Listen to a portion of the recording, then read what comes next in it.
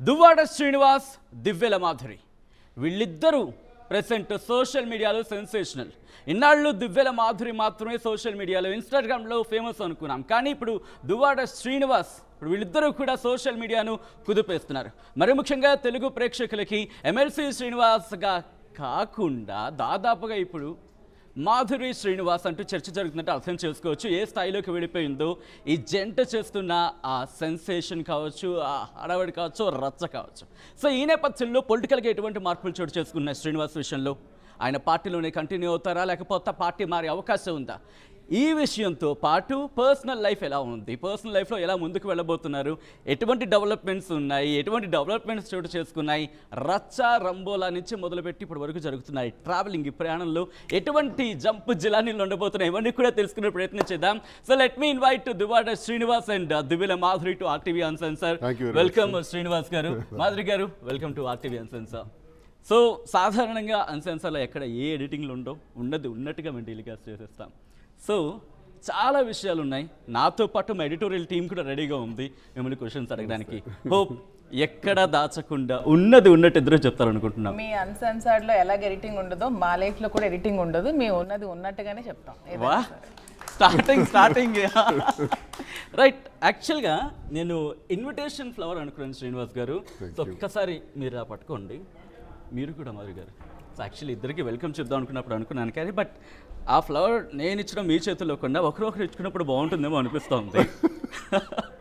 So అలాగే అలాగే అలా నార్మల్గా ఇచ్చేస్తారా శ్రీనివాస్ గారు? చెప్పాలి డైలాగ్ ఎందుకంటే సోషల్ మీడియాలో డైలాగులు చెప్తున్నారు, హీరో అయ్యారు, డైలాగులు చెప్తున్నారు.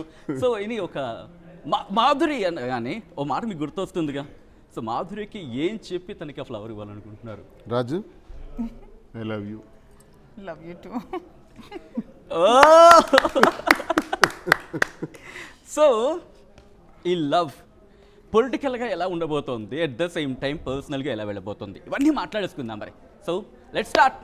సో నా స్ట్రైట్ క్వశ్చన్ శ్రీనివాస్ గారికి వెళ్ళిపోతున్నాను, ఎందుకంటే కనుక పొలిటికల్ డెవలప్మెంట్స్ రీసెంట్గా చాలా గట్టిగా ఉన్నాయి వీళ్ళ విషయంలో, మరి ముఖ్యంగా శ్రీనివాస్ విషయంలో ఏం జరుగుతుందో తెలుసుకుందాం. సో శ్రీనివాస్ గారు, నా ఫస్ట్ క్వశ్చన్, మీరు రీసెంట్గా పోలీస్ స్టేషన్లోకి అడుగుపెట్టారు, జైల్లోకి వెళ్ళబోతున్నారు అనేది జరుగుతున్న చర్చ కావచ్చు, ప్రచారం కావచ్చు, భయం అనిపించట్లేదా? దేనికి ఎందుకు భయపడాలి? నేనేమైనా నేరం చేశానా? ఎక్కడైనా అన్యాయం చేశానా? అక్రమాలు చేశానా? అవినీతి చేశానా? భూదందాలు చేశానా? దోపిడీలు చేశానా? ఏం చేశానని స్టేషన్కి పిలిచారు నన్ను. మరి ఎందుకు పిలిచారు అనుకుంటున్నారు? పవన్ కళ్యాణ్కి చెప్పు చూపించానంట. తప్పంట కాదా? ఎందుకు తప్పు? చూపించాను నేను. చెప్పు చూపించి నేను ఒక స్టేట్మెంట్ ఇచ్చాను. అది 18వ తారీఖు 11వ నెల 22వ సంవత్సరం. 19వ తారీఖు మళ్ళీ నవంబర్ నెల 11వ నెల 24వ సంవత్సరం. 2 ఏళ్ల తర్వాత ఒక ఎఫ్ఐఆర్ ఫైల్ చేసి కిరణ్ అనే కుర్రాడు ఎవరో కంప్లైంట్ ఇచ్చారు, జనసేన పార్టీకి చెందిన లీడర్. కంప్లైంట్ రిజిస్టర్ చేసి నాకు 41 నోటీస్ ఇచ్చి నన్ను పోలీస్ స్టేషన్కి పిలిచారు. నేను ఒక ప్రజాప్రతినిధిని కదా, ఎమ్మెల్సీగా ఉన్నాను కదా, ఒక సీనియర్ లీడర్గా కూడా ఉన్నాను కదా. నన్ను స్టేషన్కి పిలిచేటప్పుడు ఏంటి నా మీద ఫైల్ చేసినటువంటి కేసు ఏంటి, నేను చేసిన నేరం ఏంటో కూడా చెప్పాలి కదా. నేను స్టేషన్కి వెళ్తే మీరు పవన్ కళ్యాణ్ చెప్పు చూపించారని ఎస్హెచ్ఓ నన్ను అడిగాడు. ఎస్ చూపించాను. అయితే అది నేరమా? ఒకవేళ నేరం అయితే అదే 22వ సంవత్సరంలో అదే 11వ నెల 18వ తారీఖు రోజే ఉదయం మరి పవన్ కళ్యాణ్, ఈ సోకాల్డ్ పవన్ కళ్యాణ్ జనసేన అధ్యక్షుడు, అప్పుడు నేను అప్పటికి ఎమ్మెల్సీ అధ్యక్షుడు చెప్పు చూపించి మంత్రుల్ని చెప్పిచ్చి కొడతా నా కొడకల్లారా, మంత్రులకి, వైసీపీకి మంత్రులు కాదు రాష్ట్రానికి మంత్రులు, చెప్పిచ్చి కొడతా నా కొడకల్లారా, జగన్మోహన్ రెడ్డి చీఫ్ మినిస్టర్ అప్పుడు, నువ్వెంత నీ బ్రతుకెంత, వైసీపీ నా కొడకల్లారా, నా చెయ్యందినంత వరకు వస్తే మీకు కొట్టి పడేస్తాను అని ఆయన అనొచ్చా? ఆయన అనొచ్చా? ఎస్, ఆయన అన్నాడు కాబట్టి నేను అన్నాను. ఆయన అన్న తర్వాతే నేను అన్నాను. తప్పు చేస్తే మీరు కూడా తప్పు చేస్తారు. చూడండి, తప్పు చేయాలంటే రాజకీయాల్లో 25 ఇయర్స్ నాది, పాలిటిక్స్లో సిద్ధాంతపరమైన మాట్లాడతాం తప్ప. నేను ఎంఏ ఇంగ్లీష్ చేశాను, లా స్టూడెంట్ని కూడా. బట్ అదే అంత ప్రొఫెషనల్గా ఉన్న వ్యక్తి ఒక చెప్పు తీసి చూపించాలనే అంశానికి సంబంధించి కేసు రిజిస్టర్ అయితే ఎస్ నేను తప్పు చేస్తాను అంగీకరించాలిగా. అంగీకరించాను. ఎస్హెచ్ఓ దగ్గర చెప్పాను కదా, ఎస్ నేను చెప్పి చూపించాను. నాది తప్పైనప్పుడు నా మీద ఎఫ్ఐఆర్ వేసేటప్పుడు మరి పవన్ కళ్యాణ్ ఆ రోజు జగన్మోహన్ రెడ్డి గారికి నువ్వెంత నీ బ్రతికెంత మంత్రులపైన చెప్పు చూపించారు కదా, మరి అప్పుడు ఎఫ్ఐఆర్ వేయరా, ఆయనకి కేసు కట్టరా? బట్ మీరెందుకు ఆ టైంలో రిజిస్టర్ చేయలేదు? ఇప్పుడు మీరు కావచ్చు, నేను లేకపోతే ఇప్పుడు కంప్లైంట్ ఇస్తున్నాం కదా, మేము ఎన్నో కంప్లైంట్లు ఇచ్చాం. ఇప్పుడు జనసేనకి నేనేదో పవన్ కళ్యాణ్ కన్నా, నేను పవన్ కళ్యాణ్ నాకేం వ్యక్తిగతంగా శత్రువు కాదు, మాకు వ్యక్తిగత విభేదాలు ఏమి లేవు, సిద్ధాంతపరమైనవే. సిద్ధాంతపరంగా మంత్రుల గురించి, మా పార్టీ నాయకుల గురించి, ముఖ్యమంత్రి గురించి, కార్యకర్తల గురించి అసభ్యంగా మాట్లాడాడు కాబట్టి ఆ పార్టీకి చెందిన వ్యక్తిగా, జగన్మోహన్ రెడ్డి గారి అభిమానిగా నేను రియాక్ట్ అయ్యాను. రియాక్ట్ అయినప్పుడు నాది నేరం అయ్యేటప్పుడు అతనిది కూడా నేరమే. పైగా నాకు ఇంకోటి కూడా నేను అడుగుతున్నా, 2 ఏళ్ల క్రితం నేను ఒక మాట అంటే ఇప్పుడు ఎఫ్ఐఆర్ చేయొచ్చా? ఒకవేళ ఎఫ్ఐఆర్ వేయాలంటే పవన్ కళ్యాణ్ నేను తిట్టాను కాబట్టి పవన్ కళ్యాణ్ నాకు కంప్లైంట్ ఇవ్వాలా? ఇచ్చింది ఎవరు? కిరణ్ ఎవరు? Who is he? ఆయన ఇస్తే నా మీద కంప్లైంట్ వేస్తారా? ఏ రకమైనటువంటి అసలు ఎఫ్ఐఆర్లో ఏమైనా అర్థం ఉందా? అంటే జరుగుతున్న పరిణామాల్లో ఒకవేళ మీరు అనుకున్నట్టుగా మీ మీద కుట్ర జరుగుతుందో, మీ మీద సంథింగ్ ఏదో ఒక హ్యాపెనింగ్ అవుతుంది అనుకున్నప్పుడు ఒకవేళ జైలుకు వెళ్లాల్సి వస్తే, మీరు జైలుకు వెళ్లాల్సి వస్తే ఏం చేస్తారు? సార్, నేను ఉద్యమాలు చేసిన జీవితం నాది, ఉద్యమ నేపథ్యం నాది. Thermal east Coast power plant అనేది సంతబొమ్మాళి మండలం అంటే మా నియోజకవర్గంలో 2008లో ప్రారంభిస్తే దానివల్ల 25,000 ఎకరాల భూమి నష్టపోతుందని, మత్స్యకారుల జీవితాలు అతలాకుతలం అవుతాయని, స్వదేశీ మత్స్యకారులు నాశనం అవుతారని, ఆ స్వాంప్ ల్యాండ్లో అది పెట్టొద్దని పెద్ద ఉద్యమం చేశాను. ఆ ఉద్యమంలో 1600 మంది ముద్దాయిలు, 36 గ్రామాలు లీడ్ చేసింది నేనే. నా మీద పోలీస్ ఫైరింగ్ ఆర్డర్స్ ఇచ్చారు. కానీ అప్పుడు సిచ్యువేషన్ వేరు, ఇప్పుడు మీరు ఎదుర్కొంటున్న సిచ్యువేషన్ వేరు కదా. సో ఈ పాయింట్ ఆఫ్ టైంలో ఇంకొక 4.5 ఏళ్ళు అయితే మాత్రం కూటమి ప్రభుత్వం ఉంటుంది. సో ఈ టైంలో మీరు కనుక జైలు పాలైతే మీ రాజకీయ జీవితానికి సంబంధించి క్వశ్చన్ మార్క్ అవ్వదా? ఆల్రెడీ జైలుకి వెళ్ళి వచ్చిన వాడిని కదా. జైలు కేసులకి భయపడే తర్వాత దువ్వాడ శ్రీనివాస్ కార్డ్ వాళ్ళు అప్పుడు అరెస్ట్ చేశారు. ఆ ఉద్యమాల్లో మీకు చెప్తున్నాను కదా, ఉద్యమాల్లో నన్ను అరెస్ట్ చేసి 18 కేసులు పెట్టారు. అక్రమంగా మర్డర్ కేసులు కూడా నా పైన పెట్టారు. 18 కేసులు. 18 కేసులకి 1600 మంది ప్రజలతో నేను జైల్లో ఉండొచ్చాను. సో జైలు జీవితం అన్యాయంగా ఆ రోజు అనుభవించాను. ఈ రోజు కూడా అప్పుడు పరిస్థితులు వేరు, ఇప్పుడు సిచ్యువేషన్ వేరు. ఏం ప్రాబ్లం లేదు సార్. ఈ రోజు తప్పుడు కేసులు పెట్టి నన్ను అరెస్ట్ చేయాలనుకుంటే, నన్ను జైల్లో పెట్టాలనుకుంటే నేను రెడీ. 100 కేసులకు రెడీ. ఏం చేస్తారు జైల్లోకి వెళ్తే? ఉంటాము. అన్యాయంగా అరెస్ట్ చేస్తే జైలు జీవితం అనిపిస్తాం. తప్పే ఉంది సార్. అన్యాయంగా ప్రజల కోసం మాట్లాడడం తప్పైతే, ప్రతిపక్ష హోదాలో జగనన్న కోసం అండగా నిలబడి ప్రశ్నించడం తప్పైతే. మాధురి గారు, ఇప్పుడు అదే క్వశ్చన్ రైజ్ అవుతుంది. ఆయన కనుక జైలుకి వెళ్తే what Madhuri will do? Madhuri ఏం చేస్తారు? ఎందుకంటే ఆయనకు సంబంధించినంతవరకు స్టోరీ వెర్షన్ ఉన్నారు, బట్ మీరు ఇప్పుడు సపోర్టివ్గా ఉన్నారు ఆయనకి. So what Madhuri will do? ఏంటి జైలుకి వెళ్తే అంటే ఎవరైనా భూ కబ్జాలు లేకపోతే ఏమైనా లంచాలు ఏమైనా తీసుకుంటే జైలుకి వెళ్ళాలి. సో ఏమీ చేయకుండా జైలుకి వెళ్తే ఇక్కడ ఊరుకునేది ఎవరు లేరు. నేనే కాదు, శ్రీనివాస్ గారి అభిమానులు అందరూ కూడా ప్రొటెస్ట్ చేయాల్సి వస్తుంది, అందరూ రోడ్లకి ధర్నాలు చేయాల్సి వస్తుంది. దానికైతే ఎవరు ఇంకా తగ్గం. అతను ఏమైనా లంచాలు తీసుకుంటే అరెస్ట్ చేయండి, భూ కబ్జాలు చేస్తే అరెస్ట్ చేయండి, ఇంకేమైనా చేస్తే అరెస్ట్ చేయండి. ఏమీ లేకుండా ఎప్పుడో 2 years బ్యాక్ ఏవో కామెంట్స్ చేశారని. అప్పుడు పవన్ కళ్యాణ్ అనే వ్యక్తి ఈజ్ కామన్ మ్యాన్. తను అప్పుడు common man. 2 years back Pawan Kalyan ఇప్పుడు డిప్యూటీ సీఎం అవ్వచ్చు. అప్పుడు కూడా తను ఒక కామన్ మ్యాన్, ఏదో పార్టీ పెట్టుకున్నాడు. తను వైసీపీ అందరికీ వైసీపీ నా కొడకలారా రండి అంటే ప్రతి ఒక్క వైసీపీ క్యాండిడేట్ కూడా రియాక్ట్ అవుతాడు. సో అలాగే రియాక్ట్ అయినప్పుడు శ్రీనివాస్ గారు కూడా రియాక్ట్ అయ్యారు. దాన్ని అప్పుడు తీసుకొని ఇప్పుడు మీరు ఏవో సెక్షన్స్ వేసి కేసులు పెడితే ఊరుకున్నది ఎవరు కూడా లేరు. సార్, ఇదంతా జరుగుతోంది, అసెంబ్లీ సమావేశాలు అయ్యాయి, డిప్యూటీ ముఖ్యమంత్రి వచ్చారు. సో మీరు వెళ్ళి అసెంబ్లీ ప్రాంగణంలో ఆయనతో మాట్లాడే ప్రయత్నం చేశారా? ఎస్, ఇష్యూ మీది కదా, బారవలో వేయడం ఏంటి, మీరు రియాక్ట్ అయితే బాగుంటుంది, లేకపోతే మీరు నేను చూసుకుందామనం, ఇలాంటి కాన్వర్సేషన్ జరిగిందా? ఓ ప్రయత్నం ఏమైనా చేశారా? పోనీ సార్, ఈ ప్రోగ్రామ్కి మీరు అన్సెన్సర్డ్ అని టైటిల్ పెట్టారు. నా జీవితం అదే. వాళ్ళ దగ్గరికి వెళ్ళి మాట్లాడవలసిన అవసరం నాకు లేదు. బట్ నేను అడుగుతున్నా, మీరు ప్రజాప్రతినిధిగా ఉన్నారు, డిప్యూటీ ముఖ్యమంత్రిగా ఉన్నారు. ఉండని, తప్పే ఉంది. సో ఇష్యూ మీద క్లారిటీ లేదు అనుకుంటే మాట్లాడితే తప్పలేదు కదా. నేను మాట్లాడినా, నేను ఎదుర్కొంటాను. వాళ్ళు ఏం ఇబ్బంది పెడతారో ఎదుర్కొంటాను. అందుకే చెప్తున్నాను కదా, ప్రజల కోసం మాట్లాడితే, ప్రజా గొంతై మాట్లాడితే, జగన్మోహన్ రెడ్డి గారి కోసం ప్రాణం పెట్టి పని చేస్తే, మా మీద కేసులు పెట్టి అరెస్ట్ చేస్తాం అనుకుంటే రెడీ. అందుకు మాట్లాడవలసిన అవసరాలు మాకు లేదు. మాట్లాడడం, కనీసం అటువైపు కూడా చూడం. కంటిన్యూ చేద్దాం. నాతో పాటు ఎడిటోరియల్ టీమ్ సిద్ధంగా ఉంది. Yeah, question please. Hi sir. Hi so నేను యజ్ఞ. సో బేసిక్గా కాసేపు ఈ రాజకీయాలు ఇప్పటిదాకా సచిన్ చెప్పినవని కాసేపు పక్కన పెడితే ముఖ్యంగా మీ ఇద్దరి రిలేషన్ గురించి కూడా అఫీషియల్గా అధికారికంగా దివ్యల మాధురి దువ్వాడ మాధురి ఎప్పుడు కాబోతున్నారు, number 1. And second thing is coming to your cinema movie. I have a question. Cinema ఎంతవరకు వచ్చింది, ఒకళ్ళు స్టార్ట్ అయిందా, దాని ప్లాన్స్, దాని ప్రోగ్రెస్ ఏంటి? ఒక్క నిమిషం. ఇక్కడ ఇక్కడ కాదు నాకు క్వశ్చన్ వచ్చింది ఇక్కడ. అక్కడ ఆయన మాట్లాడదాం ప్రయత్నం చేస్తే వెనక నుంచి మీరు డైరెక్షన్ ఇస్తున్నారు. So direction I'm not giving. అతనికి డైరెక్షన్ ఇవ్వాల్సిన అవసరం లేదు. ఈజ్ ఏ బిగ్ డైరెక్టర్ అన్ని విషయాల్లో కూడా. కానీ అర్థమవుతుంది అంటే ఫస్ట్ క్వశ్చన్ నాకు సంబంధించింది కాబట్టి ఆన్సర్ నేను చెప్దాం అనుకుంటున్నాను. చెప్తున్నాను.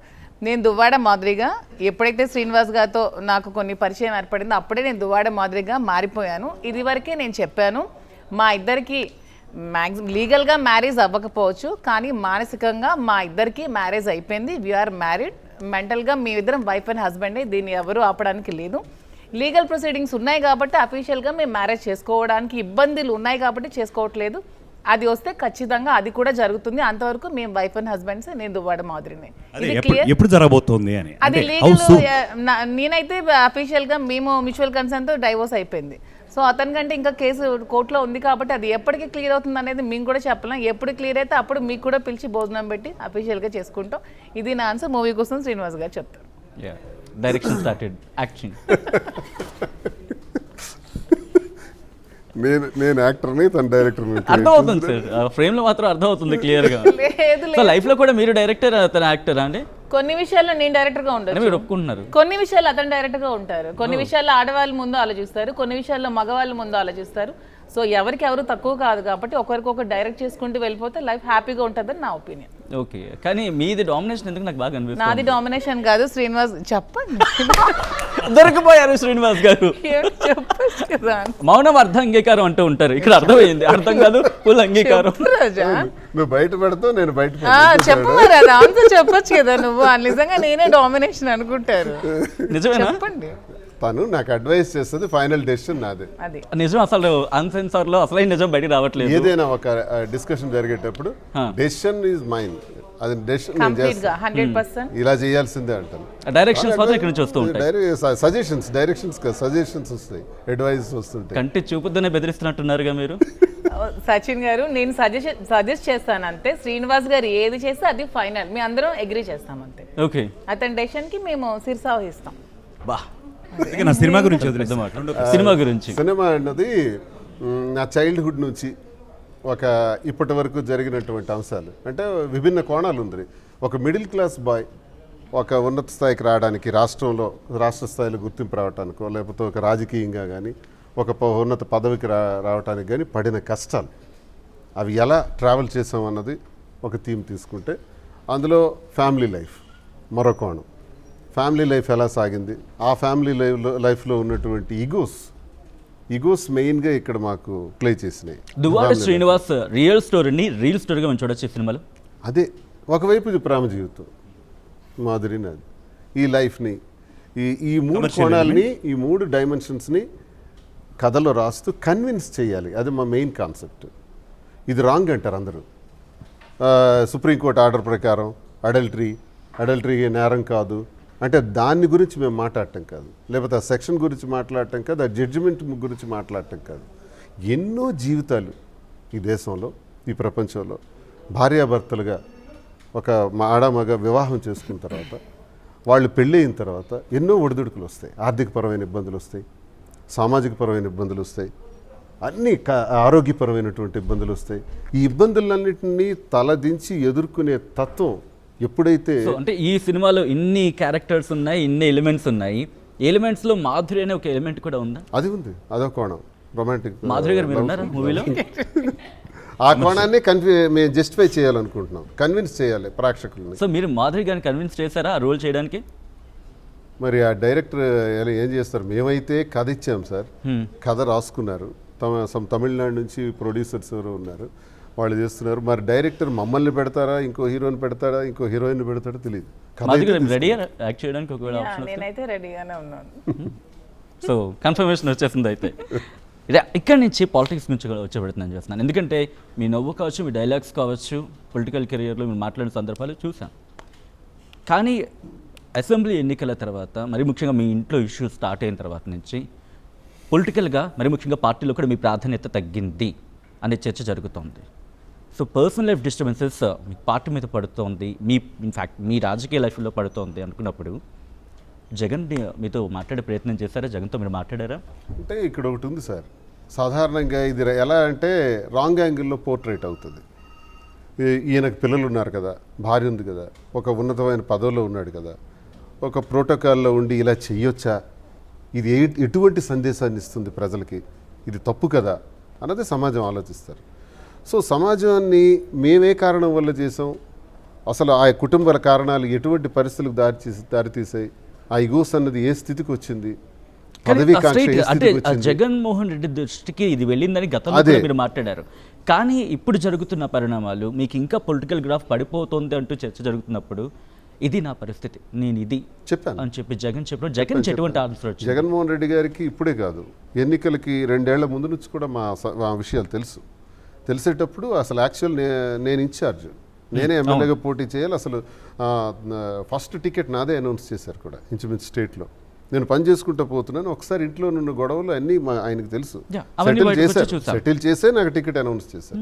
అయినప్పటికీ కూడా గొడవలు ఇంకా ఎక్కువైనప్పుడు నేను అధిష్టానానికి రిక్వెస్ట్ చేసి నేను తప్పుకుంటాను, మరి ఎన్నికల్లో నేను పోటీ చేయను, మీరు వాణికే టికెట్ ఇచ్చేసేయండి, నేను అదంతా మనం చెప్పాను. ఈ సిచ్యువేషన్ లో మాట్లాడారా? ఎందుకంటే అసెంబ్లీ సమావేశాలకు ఇప్పుడు జరిగిన పరిస్థితుల్లో చెప్పాను, అన్ని విషయాలు చెప్పాను. ఇప్పుడు మనం వాస్తవాలు అయితే అధిష్టానం ముందు తెలియజేసాం, ప్రజలకి తెలియజేసాం. జరిగిన పరిస్థితులను బట్టి మేము తీసుకున్న నిర్ణయాన్ని బట్టి గ్రాఫ్ కొంత పడుతుంది అన్నది నిజం, అది వాస్తవమే. అరే శ్రీని ఇలా చేశాడా, మనం శ్రీని ఇలా అనుకున్నాం కదా, ఇలా చేశాడు అనుకునే వాళ్ళు ఉంటారు. దాన్ని కన్విన్స్ చేసుకొని నాకైతే టెక్కలి నియోజకవర్గంలో అది పెద్ద డిఫరెన్స్ చూపించలా. ఎందుకంటే ఫస్ట్ నాకు మదర్ కాన్స్టిట్యున్సీ నాకు టెక్కలి. ఆ టెక్కల్లో ఆలోచించుకుంటే గత 2 ఏళ్ల నుంచి జరుగుతున్న గొడవలు, అంతకుముందు మా ఫ్యామిలీలో ఉన్న డిస్ప్యూట్స్ ప్రజలకు తెలుసు. నేను పోటీ చేసి నేను అంటుంది ఏంటంటే శ్రీనివాస్ గారు, జరుగుతున్న పరిణామాలు మీరు అన్నట్టుగా పర్సనల్ లైఫ్ మీద అయినప్పటికీ ప్రజాక్షేత్రం ఉన్నప్పుడు వాళ్ళ కింద వాళ్ళు భావిస్తుంటారు. సో ఇటువంటి సినారియోలో అధిష్టానాన్ని కన్విన్స్ చేయడం ఒక ఎత్తు అయితే, వాళ్ళ నుంచి రిప్లై తీసుకోవడం ఒక ఎత్తు. అక్కడ జగన్మోహన్ రెడ్డి నుంచి మీకు ఏమైనా హామీ వచ్చిందా? You can go? లేదు, నేను చెప్పాను, అన్ని సార్కి చెప్పాను, మొత్తం ఎక్స్ప్లెయిన్ చేశాను. ఆయనకి కొంత తెలుసు కాబట్టి మొత్తం ఎక్స్ప్లెయిన్ చేయగలిగాం. ప్రస్తుతానికి ఇది కొద్ది రోజులు నేను పార్టీ కార్యక్రమాలు చేసుకుంటా ప్రజలతో మమేకం అవుతూ ముందుకెళ్ళిన తర్వాత రాను దీన్ని ప్రజలు అడ్జస్ట్ అవ్వాలి. మేము తీసుకున్న డెసిషన్కి ఆల్రెడీ టెక్కలి నియోజకవర్గంలో అయితే తెలుసు, అదే మీకు చెప్తున్నాను. నాకు ఎన్నికల్లో 73,000 ఓట్లు వచ్చాయి. నా మీద గెలిచిన అచ్చెన్నాయుడు 30,000 డిఫరెన్స్, 30,000తో గెలిచాడు. అంటే వేవ్లో మా జిల్లాలో ప్రతి కాన్స్టిట్యున్సీ మినిమం 45,000 వచ్చాయి, కానీ ఒక అచ్చెన్నాయుడికే 30,000 వచ్చాయి. అంటే ప్రజలు నా పక్షాన ఉన్నట్టే కదా. ఇంత వేవ్లో కూడా ఆయనకి 45,000-50,000 ఇవ్వలేదు రాష్ట్ర పార్టీ అధ్యక్షుడు. 70,000 మెజార్టీ నేను తెచ్చుకుంటాను, రాష్ట్రంలో నాదే హైయెస్ట్ మెజార్టీ అని ప్రగల్భాలు పలికిన అచ్చెన్నాయుడికి నా మీద 33,000 వచ్చాయి. అంటే ఈ వేవ్ గురించి పబ్లిక్ నాకు కన్విన్స్ అయినారు, శ్రీని తప్పు చేయలేదు, శ్రీనికి మేము ఎందుకు దూరం పెట్టాలి. కానీ అప్పుడు సిచ్యువేషన్ సిస్టమ్ బట్టి జరిగిన తర్వాత ఇప్పుడైతే మీరు మీ ఇద్దరు కూడా ఇప్పుడు సన్నిహితంగా ఉన్నాం అనే ఒక అంశం ఎప్పుడైతే వెళ్ళిందో పరిస్థితులు మారుతూ ఉంటాయి. ఇక్కడ మీరు వేవ్ గురించి మాట్లాడారు కాబట్టి మాధురి గారు, మీరు వైసీపీలో ఉన్నారు, వైసీపీలో కంటిన్యూ అవుతున్నారు. ఆఫ్టర్ అంటే ఇప్పుడు రీసెంట్గా నా బర్త్డే అయింది కదా, అప్పుడు మా నియోజకవర్గం ప్రజలందరూ నన్ను విష్ చేయడానికి వచ్చారు, నన్ను బ్లెస్ చేసి వెళ్ళారు. సో మా మీద అలాంటి నెగిటివిటీ ఉంటే వాళ్ళకి రావాల్సిన అవసరం లేదు కదా. నా బర్త్డేకి ఎందుకు రావాలి? జగన్మోహన్ రెడ్డి గారి పుట్టినరోజు కూడా భారీగా చాలా గ్రాండ్ గా చేసాం. నేను అడుగుతానంటే వేవ్ అనుకున్నప్పుడు అక్కడ వేవ్ లో చాలా సిచ్యువేషన్స్ ఉన్నాయి, కానీ షర్మిల ఆస్పెక్ట్ మీ మీద ఎంత ప్రభావం చూపించింది, వైసీపీ మీద ఎంత ప్రభావం చూపించింది? Of course Sharmila aspect YCP మీద ప్రభావం చూపించింది కొంచెమైనా సరే అని నాకు అనిపిస్తుంది. ఎందుకంటే ఒక ఫ్యామిలీ మెంబర్ అయ్యండి తను అలా చేయడం కొంతమంది నమ్మచ్చు, కొంతమంది నమ్మకపోవచ్చు, అది అనేది పార్టీ మీద ప్రభావం చూపించిందని నేనైతే అనుకుంటున్నాను. ఎందుకంటే మీ జిల్లాకు కూడా వచ్చారు, అక్కడ బస్సులో మాట్లాడిన సందర్భాలు ఉన్నాయి, అక్కడ కూడా ప్రచారం చేసిన సందర్భాలు ఉన్నాయి. సో ఎంత మీ ఇమేజ్ ఉన్నా కూడా అక్కడ డ్యామేజ్ జరిగింది అనేది క్లియర్ కట్గా కనిపిస్తుంది. డ్యామేజ్ అంటే ఒకటే సార్, ఇవన్నీ ఏంటంటే వ్యక్తిగత విషయాలు, అసలు నాదవని లేకపోతే షర్మిల గారు మాట్లాడే తీరవని, ఇవన్నీ వ్యక్తిగత కుటుంబానికి చెందినటువంటివి. ఇవి బయట రాజకీయాలకు సంబంధం ఉండవు. ప్రతి కుటుంబంలో కూడా ఇవి ఉంటాయి. మహాభారతంలో అన్నదమ్ముల మధ్య జరిగిన గొడవల నుంచి చూసుకుంటే ఈ రోజు వరకు సామాన్యుడి వరకు ప్రతి ఇంట్లో ఉండే గొడవలే. అయితే ఎక్కడ జగన్మోహన్ రెడ్డి గారు కాబట్టి దాన్ని హైలైట్ అయింది, షర్మిల గారు కాబట్టి మా స్థాయి వరకు మేము కొంత పొలిటికల్గా ఉన్నాం కాబట్టి హైలైట్ అయింది తప్ప ప్రతి ఇంట్లో ఉండాల్సిన గొడవలే సర్దుబాటు చేసుకుంటారు ఇవన్నీ. కానీ ఇక్కడికి వచ్చేటప్పటికి షర్మిల గారి వాయిస్ కొంత ఇబ్బందికరమైంది. కానీ షర్మిల గారు అలా చేసి ఉండకూడదు కూడా నాకు తెలిసి.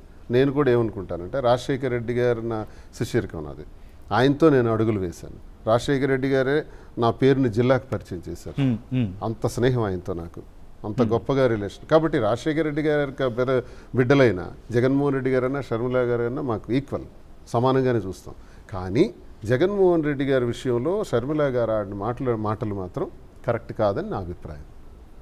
సో అంటే ఆ ఫ్యామిలీకి రాజశేఖర రెడ్డి హయాం నుంచి మీరు ఆ ఫ్యామిలీని చూస్తూ ఉన్నారు, ఎవరైనా ఇన్ఫ్లుయెన్స్ చేస్తున్నారు అనిపించింది? వాళ్ళని ఇన్ఫ్లుయెన్స్ చేయగలిగిన వాళ్ళు ఎవరు ఉంటారు సార్? ఇద్దరు మేధావులు, ఇద్దరు గొప్పవాళ్ళే, ఇద్దరిది గొప్ప పుట్టుకే. ఏముంటుంది వాళ్ళని ఇన్ఫ్లుయెన్స్, వాళ్ళ ఇంటి విషయాలు బయటికి తీసుకురాకపోవాల్సింది అనేది నేను అనుకుంటున్నాను. ఎందుకంటే జగన్మోహన్ రెడ్డి గారు వ్యక్తిగత విషయాల్లోకి మేము ఇప్పుడు వెళ్ళలేదు, మాకు అనవసరం. రాజకీయంగానే మేము అతను ఒక ఆరాధ్య దైవంగా నేను చూస్తాను.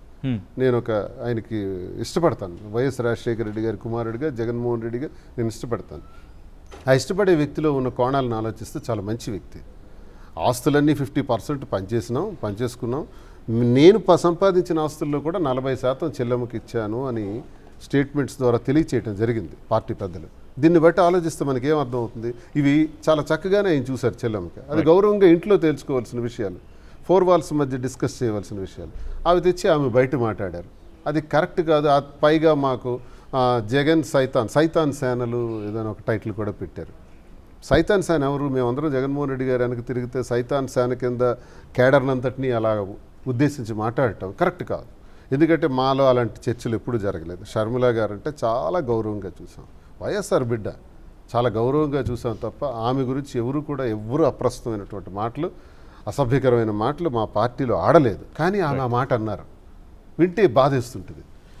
మళ్ళీ ఇంకోసారి నేను అడుగుతున్నాను, 4.5 ఏళ్ల పాటు కూటమి ప్రభుత్వం ఉండబోతోంది.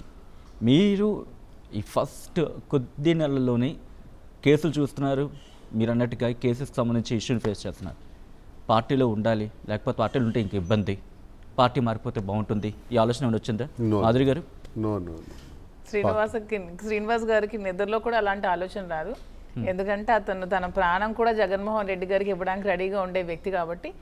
సో తను చివరి క్షణం వరకు జగన్మోహన్ రెడ్డి గారి కోసం మాత్రమే దువ్వాడ శ్రీనివాస్ గారు పనిచేస్తారు. ఓకే, దువ్వాడ శ్రీనివాస్ ఆయన ప్రెజెంట్ కేసులో జైల్లోకి వెళ్ళారనుకుందాం. మాధురి పవన్ కళ్యాణ్ కలుస్తారా? పవన్ కళ్యాణ్ కలవాల్సిన అవసరం నాకు లేదండి. మేము న్యాయస్థానంలో తేల్చుకుంటాం. పవన్ కళ్యాణ్ ఎందుకు మేము కలవాలి? డిప్యూటీ ముఖ్యమంత్రి కదా. డిప్యూటీ ముఖ్యమంత్రి మేము ఎందుకు కలవాలండి? ఇప్పుడు పవన్ కళ్యాణ్ ఇది లేకుండానే వీళ్ళు కేసు పెట్టారంటారు. ఇక్కడ ఎవరు కిరణ్ కుమార్ అనే వ్యక్తి వాడేవాడు పట్టడానికి. మేము అడుగుతున్నాం. నేను అసలు నాకు కాంగ్రెస్ పార్టీ క్యాడర్, నేను కాంగ్రెస్ లీడర్. యాక్చువల్లీ రాజశేఖర రెడ్డి గారితో జర్నీ చేసినవాడు. కానీ మా పార్టీలో కాంగ్రెస్లో 2007లో ఒక చిన్న డిస్ప్యూట్ వచ్చింది ఎమ్మెల్సీ ఎన్నికలో. నేను ఒక వ్యక్తికి సపోర్ట్ చేసిన వ్యక్తి గెలిచినప్పుడు ధర్మాన్ గారికి నాకు డిస్ప్యూట్స్ వచ్చినాయి. ధర్మాన్ గారు నన్ను కంప్లైంట్ పెట్టారు అధిష్టానంలో, నన్ను సస్పెండ్ చేశారు పార్టీలో. సస్పెండ్ చేసేటప్పుడు చిరంజీవి గారి పిలుపు మేరకు నేను పీఆర్పీలోకి వెళ్ళాను. పీఆర్పీలో నేను పోటీ చేశాను 2009లో. చిరంజీవి గారిని వ్యక్తిగతంగా చూసిన సందర్భంగా he is very very nice gentlemen, very nice man, very good person నేను అబ్జర్వ్ చేసింది. సో అలాంటి వ్యక్తి పార్టీ పెట్టిన తర్వాత కాంగ్రెస్లో విలీనం చేయటానికి నేను ఎలియన్స్ తీసుకున్నా కానీ విలీనం చేయొద్దాను డిస్ట్రిక్ట్ ప్రెసిడెంట్గా కూడా నేను చేశాను. చిరంజీవి గారు చేసినప్పుడు సార్కి నేను అదే చెప్పాను, అన్నయ్య మీరు పార్టీని కలపటం నాకు నచ్చలేదని చెప్పాను. మరి డెసిషన్ తీసుకున్నారు, కలిపేస్తున్నారు. మేము ఆయనతో వెళ్ళాల. కానీ అలా పార్టీ కలిపేస్తున్నప్పుడు నాలాంటి పెద్దలందరూ కూడా కొంతమంది ముఖ్యులు అందరూ కలిసి పవన్ కళ్యాణ్ గారి దగ్గరికి వెళ్ళాం. వెళ్ళి ఏంటి సార్ ఇది, పార్టీ తీసుకెళ్ళి కాంగ్రెస్లో కలిపేస్తే మీకు నమ్ముకొని కోటాను మంది ప్రజలు, కార్యకర్తలు, అభిమానులు, నాయకులు వచ్చారే, మాలాంటి వాళ్ళందరూ పోటీ చేసి డబ్బులు కోల్పోయి, ఆస్తులు కోల్పోయి, ఆర్థిక ఇబ్బందుల్లో పడిపోయి చాలామంది కేర్ ఆఫ్ ఫుట్పాత్కి వచ్చేసినారు. మీరు ఇలా వదిలేస్తే ఎలా చెప్పండి? పార్టీని నడిపించాలి కదా, మిమ్మల్ని నమ్మే కదా వచ్చామని ప్రశ్నించిన వాళ్ళు నేను ఒకడిని ఆ రోజు. అలా అడిగేటప్పుడు ఆయన నాకేం చెప్పకండి, నాకేం తెలియదు, నేను పోతాను, నాకేం చెప్పకండి పోండి అని. Is it the way? అలా మాట్లాడొచ్చా? జనసేన కార్యకర్తలకి ఈ రోజుండే జనరేషన్కి ఈ విషయం తెలియకపోవచ్చు, బట్ మీకన్నా ముందు నేను వాళ్ళతో ట్రావెల్ చేసిన వ్యక్తిని. చిరంజీవి గారు ఎంత గొప్ప వ్యక్తో కూడా నేను చెప్పాను. ఆయన కారణాలు బట్టి ఆయన కలిపేసి ఉండొచ్చు, కానీ అలా ఎప్పుడు ఆయన మాట్లాడలా. నా వల్ల అన్యాయం జరిగింది, నా వల్ల మీకు నష్టం జరిగి ఉండొచ్చు, తప్పయింది, నేను ఈ నిర్ణయం తీసుకునే దానిలో, ఇలా పార్టీ పెట్టే దానిలో కొంతమంది నష్టపోయి ఉంటే క్షమించండి అని కూడా కొంతమందికి ఆయన చెప్పారు. అంత గొప్ప మనిషి. కానీ ఈయన చెప్పింది ఏంటి? ప్రజారాజ్యంలో యువరాజ్యం అధ్యక్షుడిగా మేము ఈయన దగ్గరికి వెళ్తే, మరి అదే వ్యక్తి కట్ చేస్తే 2014లో జనసేన పేరుతో ఫీల్డ్లోకి వచ్చాడు. ఫీల్డ్లోకి వచ్చి అలా రావటం, ఇలా వెళ్ళటం, ఒకసారి ఒక సమస్య నెట్టుకోవడం, ఆ సమస్యను విడిచిపెట్టేయటం, చంద్రబాబు నాయుడిని తిట్టడం, మళ్ళీ చంద్రబాబు నాయుడిని పొగట్టడం, అలాగే మోదీ గారిని విమర్శించడం, మళ్ళీ మోదీ గారిని పొగట్టడం. ఏంటిది? నీకు స్టెబిలిటీ లేదా? ఎప్పుడెప్పుడు రాంగ్ నిర్ణయాలు తీసుకున్నటువంటి వ్యక్తివి తెలుగుదేశంతో చేతులు కలిపితేనే నేను గెలుస్తానన్నటువంటి ఉద్దేశంతో తెలుగుదేశంతో చేతులు కలిపావు. వాళ్ళు కూడా సామాన్యులు కాదు, టీడీపీ లీడర్స్ చంద్రబాబు నాయుడు సామాన్యులు కాదు కదా. ఆ పవన్ కళ్యాణ్ దగ్గర ఒక 5,000 10,000 ఓట్లు ఉంటాయి, నేను ఒక్కడనే పోటీ చేస్తే 60-70 సీట్లకి పరిమితం అయిపోతాను, అది కూడా నేను తీసుకుంటే ఖచ్చితంగా నేను గవర్నమెంట్ ఫామ్ చేయగలుగుతాను, 5-6 వేల ఓట్లతో పోయే సీట్లు నాకు కొన్ని ఉన్నాయని ఆయన తెలివిగా పవన్ కళ్యాణ్తో చేతులు కలిపాడు. కలిపిన తర్వాత పోటీ చేశారు, గెలిచారు. అంత మాత్రం so what? Pawan Kalyan character నాకు తెలియదా? ఇది నేను చెప్తున్నాను జనసేన క్యాడర్కి. మీ వల్ల మీరు ఇప్పుడు చూస్తున్నారు పవన్ కళ్యాణ్. నేను పవన్ కళ్యాణ్ కూడా మాట్లాడితే 2014 నుంచి మాట్లాడతారు ఆయన. ఏమి 2008 గురించి మాట్లాడరు, 2009, 10 గురించి మాట్లాడరే, పార్టీని కలిపేసిన విషయాలు ఏం మాట్లాడరు. అప్పుడు హర్ట్ అయిన వాళ్ళం అండి మేము, నష్టపోయిన వాళ్ళం. జనసేన కేడర్కి, ట్రోలర్స్కి నేను అదే చెప్తున్నా. నన్ను విమర్శించాలి, చంపేస్తాం, కొట్టేస్తాం, నరికేస్తాం, దొరికితే కారుతో తగలబెట్టేస్తాం నాకు మెసేజ్లు పెడతారు. మీరు తెలుసుకోవాల్సింది ఇది. నేను నష్టపోయిన వ్యక్తిగా నేను చెప్తున్నా. అలాంటి వ్యక్తి దగ్గరికి ఏం ఎథిక్స్ ఉన్నాయని మేము వెళ్ళి కలవాలి? మాకేంటి అవసరం అంటున్నాను. మీరు పవన్ కళ్యాణ్ కలుస్తారా, ఆమె కలుస్తారంటే అవసరం ఏంటి? ఫేస్ చేస్తామండి. ఓడిపోయిన గౌరవప్రదంగా ఓడిపోయిన పార్టీ వైఎస్ఆర్సీపీ. ఏమైనా ఇండిపెండెంట్గా పోటీ చేస్తారా? కూటమి ప్రభుత్వం 3 పార్టీలు కలిసి వచ్చాయి. మేము ఓడిపోయినా సరే గౌరవంగా ఇండిపెండెంట్గా పోటీ చేసి 40% ఓట్ బ్యాంకింగ్తో ఓడిపోయాం. సో మా ఓటమిలో కూడా గెలుపు ఉంది. రైట్, చాలా సీరియస్గా వెళ్ళిపోయాం పాలిటిక్స్లోకి. మళ్ళీ ఒక్కసారి నేను మా ఎడిటోరియల్ టీంకి వెళ్తున్నాను. Have some questions. Yes, please continue. Madhuri garu, మీరు ఒక ఇంటర్వ్యూలో శ్రీనివాస్ గారితో మీది లవ్ ఎట్ ఫస్ట్ సైట్ అని చెప్పారు. మరొక ఇంటర్వ్యూలో ఆయన వైఫ్తో విభేదాలు వచ్చిన తర్వాత మీరు ప్రేమించానని చెప్పారు. అసలు ఏది నిజం? లవ్ ఎట్ ఫస్ట్ సైడ్ అంటే అతను చూడగానే ఇష్టపడ్డాను ఒక వ్యక్తిగా. ప్రేమ అంటే ఏ విధమైన ప్రేమ అయినా ఉండొచ్చు. పాప మీద ఒక ప్రేమ, తండ్రి మీద ఒక ప్రేమ, తల్లి మీద ఒక ప్రేమ, ఫ్రెండ్ మీద ఒక ప్రేమ. ప్రేమ చాలా రకాలుగా ఉంటుంది. ఆ లవ్ ఎట్ ఫస్ట్ సైడ్ లో చూపించేది వేరే ప్రేమ, అంటే మంచి వ్యక్తి అని అనిపించింది. ఓకే అని లవ్ ఎట్ ఫస్ట్ సైట్ గురించి మీరు అడిగారు కదా. ఓకే, శ్రీనివాస్ గారిని చూసినప్పుడు love at first sight. Yes, నాకు లవ్ శ్రీనివాస్ గారి మీద కలిగింది. శ్రీనివాస్ గారిని చూడగానే ఆ రోజు ఆస్పెక్ట్ ఏంటి? ఆ రోజు ఆస్పెక్ట్ ఏంటి నేను ఉమెన్స్ డే సెలబ్రేట్ చేశాను అనమాట మా నియోజకవర్గంలో. ఒక 2000 మెంబర్స్ లేడీస్. దానికి చీఫ్ గెస్ట్ గా శ్రీనివాస్ గారిని పిలవడానికి నేను శ్రీనివాస్ గారి దగ్గరికి వెళ్ళాను ఫస్ట్ టైం. సో అప్పుడు శ్రీనివాస్ గారిని చూశాను. చూడగానే అనుకున్నాను చాలా, అంటే తను మాట్లాడే ఇది, మమ్మల్ని రిసీవ్ చేసుకునే అన్ని చూడగానే ఒక నైస్ పర్సన్. అలా ఏమో అనుకోలేదు, అంటే ఒక ప్రేమ భావన కలిగింది తన మీద. ఓకే, ఆ పువ్వు అలా ఆయనకి ఇవ్వాలని చెప్పి ఎప్పుడు కన్ఫర్మేషన్ వచ్చింది మీకు? ఈ పువ్వు ఇవ్వాలనిపించి తర్వాత ఈమె చెప్పినట్టు వాణి గారు గెస్ట్ అపీరెన్స్ తో తర్వాత ఇవన్నీ జరిగిన తర్వాత తను ఎప్పుడైతే ఇంటి నుంచి బయటకి గెంటి తాళాలు లాక్ అవి చేసి బయట పెట్టేసినప్పుడు తను ఉన్నప్పుడు, తనకు కొంచెం దగ్గరగా ఉన్నప్పుడు అప్పుడు రోజు ఇచ్చి ఐ లవ్ యూ చెప్పాలనిపించి, నేను మీకు ఉన్నాను, you don't worry, I'm always there for you. అదే రోజు ఈ రోజు అనుకుందాం, అదే రోజు మీ చేతిలో ఉంది. ఆ రోజు జరిగింది, ఒక్కసారి మా కోసం రీకన్స్ట్రక్షన్ చేయగలరా? ఆ రోజు నేనే రోజ్ ఫ్లవర్ ఇవ్వలేదు. ఓన్లండి ఈ రోజు ఉందిగా చేతిలో, రోజు ఉందిగా, ఈ రోజు ఉందిగా. ఆ రోజు తను అలా వచ్చేసినప్పుడు అరే ఇంతమంది అదే రీకన్స్ట్రక్షన్. ఆయన ఎలాగా ఇప్పుడు యాక్షన్ లోకి దిగుతున్నారు కాబట్టి, సో ఆ రోజు సీన్ రీకన్స్ట్రక్షన్. మాధురి ఏమన్నారు, శ్రీనివాస్ గారి సిచ్యువేషన్ ఏంటి ఆ రోజు ఒకసారి? రాజా, యూ డోంట్ వరీ, నేను మీకోసం ఉంటాను. ఎనీ సిచ్యువేషన్లో ఏ ప్రాబ్లం వచ్చినా మీకోసం నేను ధైర్యంగా మీ పక్కన నిలబడతాను, మీకోసం పోరాడతాను, you don't worry, I'm always there for you అని చెప్పాను. అంతేనా? అంతే. ఏమి ఇవ్వలేదా? ఏమి ఇవ్వలేదు. ఓకే, సో మీ రియాక్షన్ ఏంటండి? ఇంత కామ్గానే ఉన్నారా ఆ రోజు? లేదు, నేను చెప్పింది ఏంటంటే, చూడు, నా జీవితం అసలు చాలా ఇబ్బందులతో కూడుకున్నది. ఒకవైపు కుటుంబ నేపథ్యం, నీది ఒక మంచి కుటుంబం, పెద్ద కుటుంబం. నువ్వు అనవసరంగా రాజకీయాల్లో మా కుటుంబం ద్వారా వచ్చి నష్టపోయినావు, చాలా ఇబ్బందుల్లో పడిపోయినావు, కన్నవారి దగ్గర అత్తవారి దగ్గర కూడా నీకు ఇబ్బంది వచ్చింది, వాళ్ళ నుంచి కూడా వ్యతిరేక భావాలు వచ్చాయి. వీటన్నిటి మధ్య నువ్వు నలిగిపోతున్నావు. మా కుటుంబం వల్ల జరుగుతున్నటువంటి నష్టానికి ఇప్పటికే నీకు నష్టం జరుగుతుంది. మళ్ళీ నువ్వు నాతో ఉంటాను, నేను భరోసాగా ఉంటావు అన్నటువంటి మాట వినటానికి బాగానే ఉంది, కానీ ఇంకా రాబోయే ఇబ్బందులు చాలా ఎక్కువ ఉంటాయి. చాలా ఇబ్బందులు మనం ఎదుర్కోవాల్సి వస్తుంది. నీకు అది వయసు చూస్తే నువ్వు చాలా చిన్న అమ్మాయివే. ఇంత చిన్న వయసులో నువ్వు అంత పెద్ద డెసిషన్ తీసుకుంటే ఇబ్బందులు కదా నేను అన్నాను. ఒకసారి ఆలోచించుకోన్నాను. లేదు, మీరు మంచి వ్యక్తి కాబట్టి మీకు జరిగినటువంటి నష్టాన్ని మీరు ఎమ్మెల్యే అవ్వాలి అన్నది కష్టపడి పనిచేయాలని నేను అనుకున్నాను. మీ కుటుంబం ద్వారా రాజకీయాల్లోకి వస్తూ మేము ఇబ్బందులు పడినప్పటికి కూడా, నన్ను అర్థం చేసుకోలేకపోయినప్పటికి కూడా నా జీవితం నాశనం అయింది వాణి వల్ల, మీ జీవితం రోడ్డు మీద ఉంది వాణి వల్ల. కాబట్టి ఈ స్థితిలో నేను పోవాలంటే పోవచ్చు, మీతో మాట్లాడవలసిన అవసరం కూడా నాకు లేదు. కానీ ఎందుకో మీకు భరోసాగా ఉండాలి. మీరు ప్రక్కనే ఉండి మీరు ఏదైతే అపజయం పొందారో, ఏ విషయంలో అయితే నష్టపోయినారో, ఎక్కడైతే అది మళ్ళీ దౌర్భాగ్యవాలని ఇంత డిస్కషన్ జరిగింది.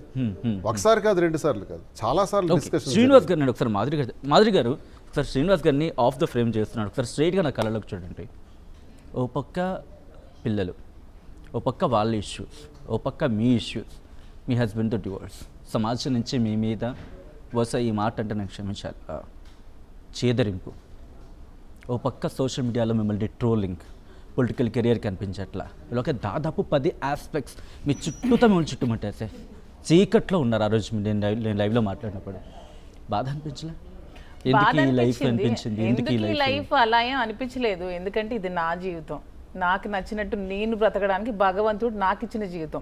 సో ఎవరి కోసమో లైఫ్ లీడ్ చేయాల్సిన అవసరం నాకైతే లేదండి. ఇది ఎవరి లైఫ్ వాళ్ళ ఇష్టం. ఎప్పుడు ఉంటామో తెలియదు, ఎప్పుడు పోతామో తెలియదు. లైఫ్ చాలా చిన్నది, ఇది మన లైఫ్, మన ఇష్టం. సో ఎవరి కోసమో బతకాల్సిన అవసరం నాకు లేదు. ఎవరో ఏదో అంటున్నారని ఫీల్ అవ్వాల్సిన అవసరం కూడా నాకు లేదు. నేనేంటో నాకు తెలుసు కాబట్టి నాకు నచ్చినట్టు నేను బ్రతకాలని నిర్ణయించుకొని నేను తీసుకున్న నిర్ణయం మాత్రమే ఇది. సో ఇప్పటికీ అదే చెప్తున్నాను. ట్రోలర్స్ కూడా ఇప్పటికీ స్టిల్ నా మీద ట్రోల్ చేసి కామెంట్స్ పెట్టి అస్సలు బిందాస్, ఇది నా జీవితం కదా. ఎవడో నా జీవితం డిసైడ్ చేయడానికి వాడెవడు? నాతో వచ్చి ట్రావెల్ చేశాడా? నాతో మా అమ్మ కడుపులో గురించి తెలియడానికి? ట్రోలర్స్ అందరూ కనుక ఒక్కసారి మాధురి గారు మాటలు వినండి. సీరియస్లీ ఎవరికి, నాకనే కదా, ఎవరికి ఏ అమ్మాయికి ట్రోల్ చేసినా సరే ఒకటే సమాధానం చెప్తాను. మీరెవరండి మా లైఫ్ ని డిసైడ్ చేయడానికి? మీరెవరు? నా లైఫ్ నా ఇష్టం కదా, ఇది నా నచ్చిన. నా వల్ల ఎవరికైనా ఇబ్బంది ఉందా? నా వల్ల ఎవరైనా కన్నీళ్ళు పడుతున్నారా? నా వల్ల ఇబ్బంది పడుతున్నారా? వాళ్ళు వచ్చి నన్ను అంటే నేను ఫేస్ చేస్తాను. కానీ ఎవరో సంబంధం లేని వ్యక్తులు మాట్లాడడం ఏంటి? ఎవరెవరో మాట్లాడేస్తున్నారు. యూట్యూబ్ ఛానల్స్, ఏవో డబ్బా ఛానల్స్ పెట్టుకుంటున్నారు. పెట్టుకొని నోటుకు వచ్చింది మాట్లాడా, నోటుకు వచ్చింది వాగడం.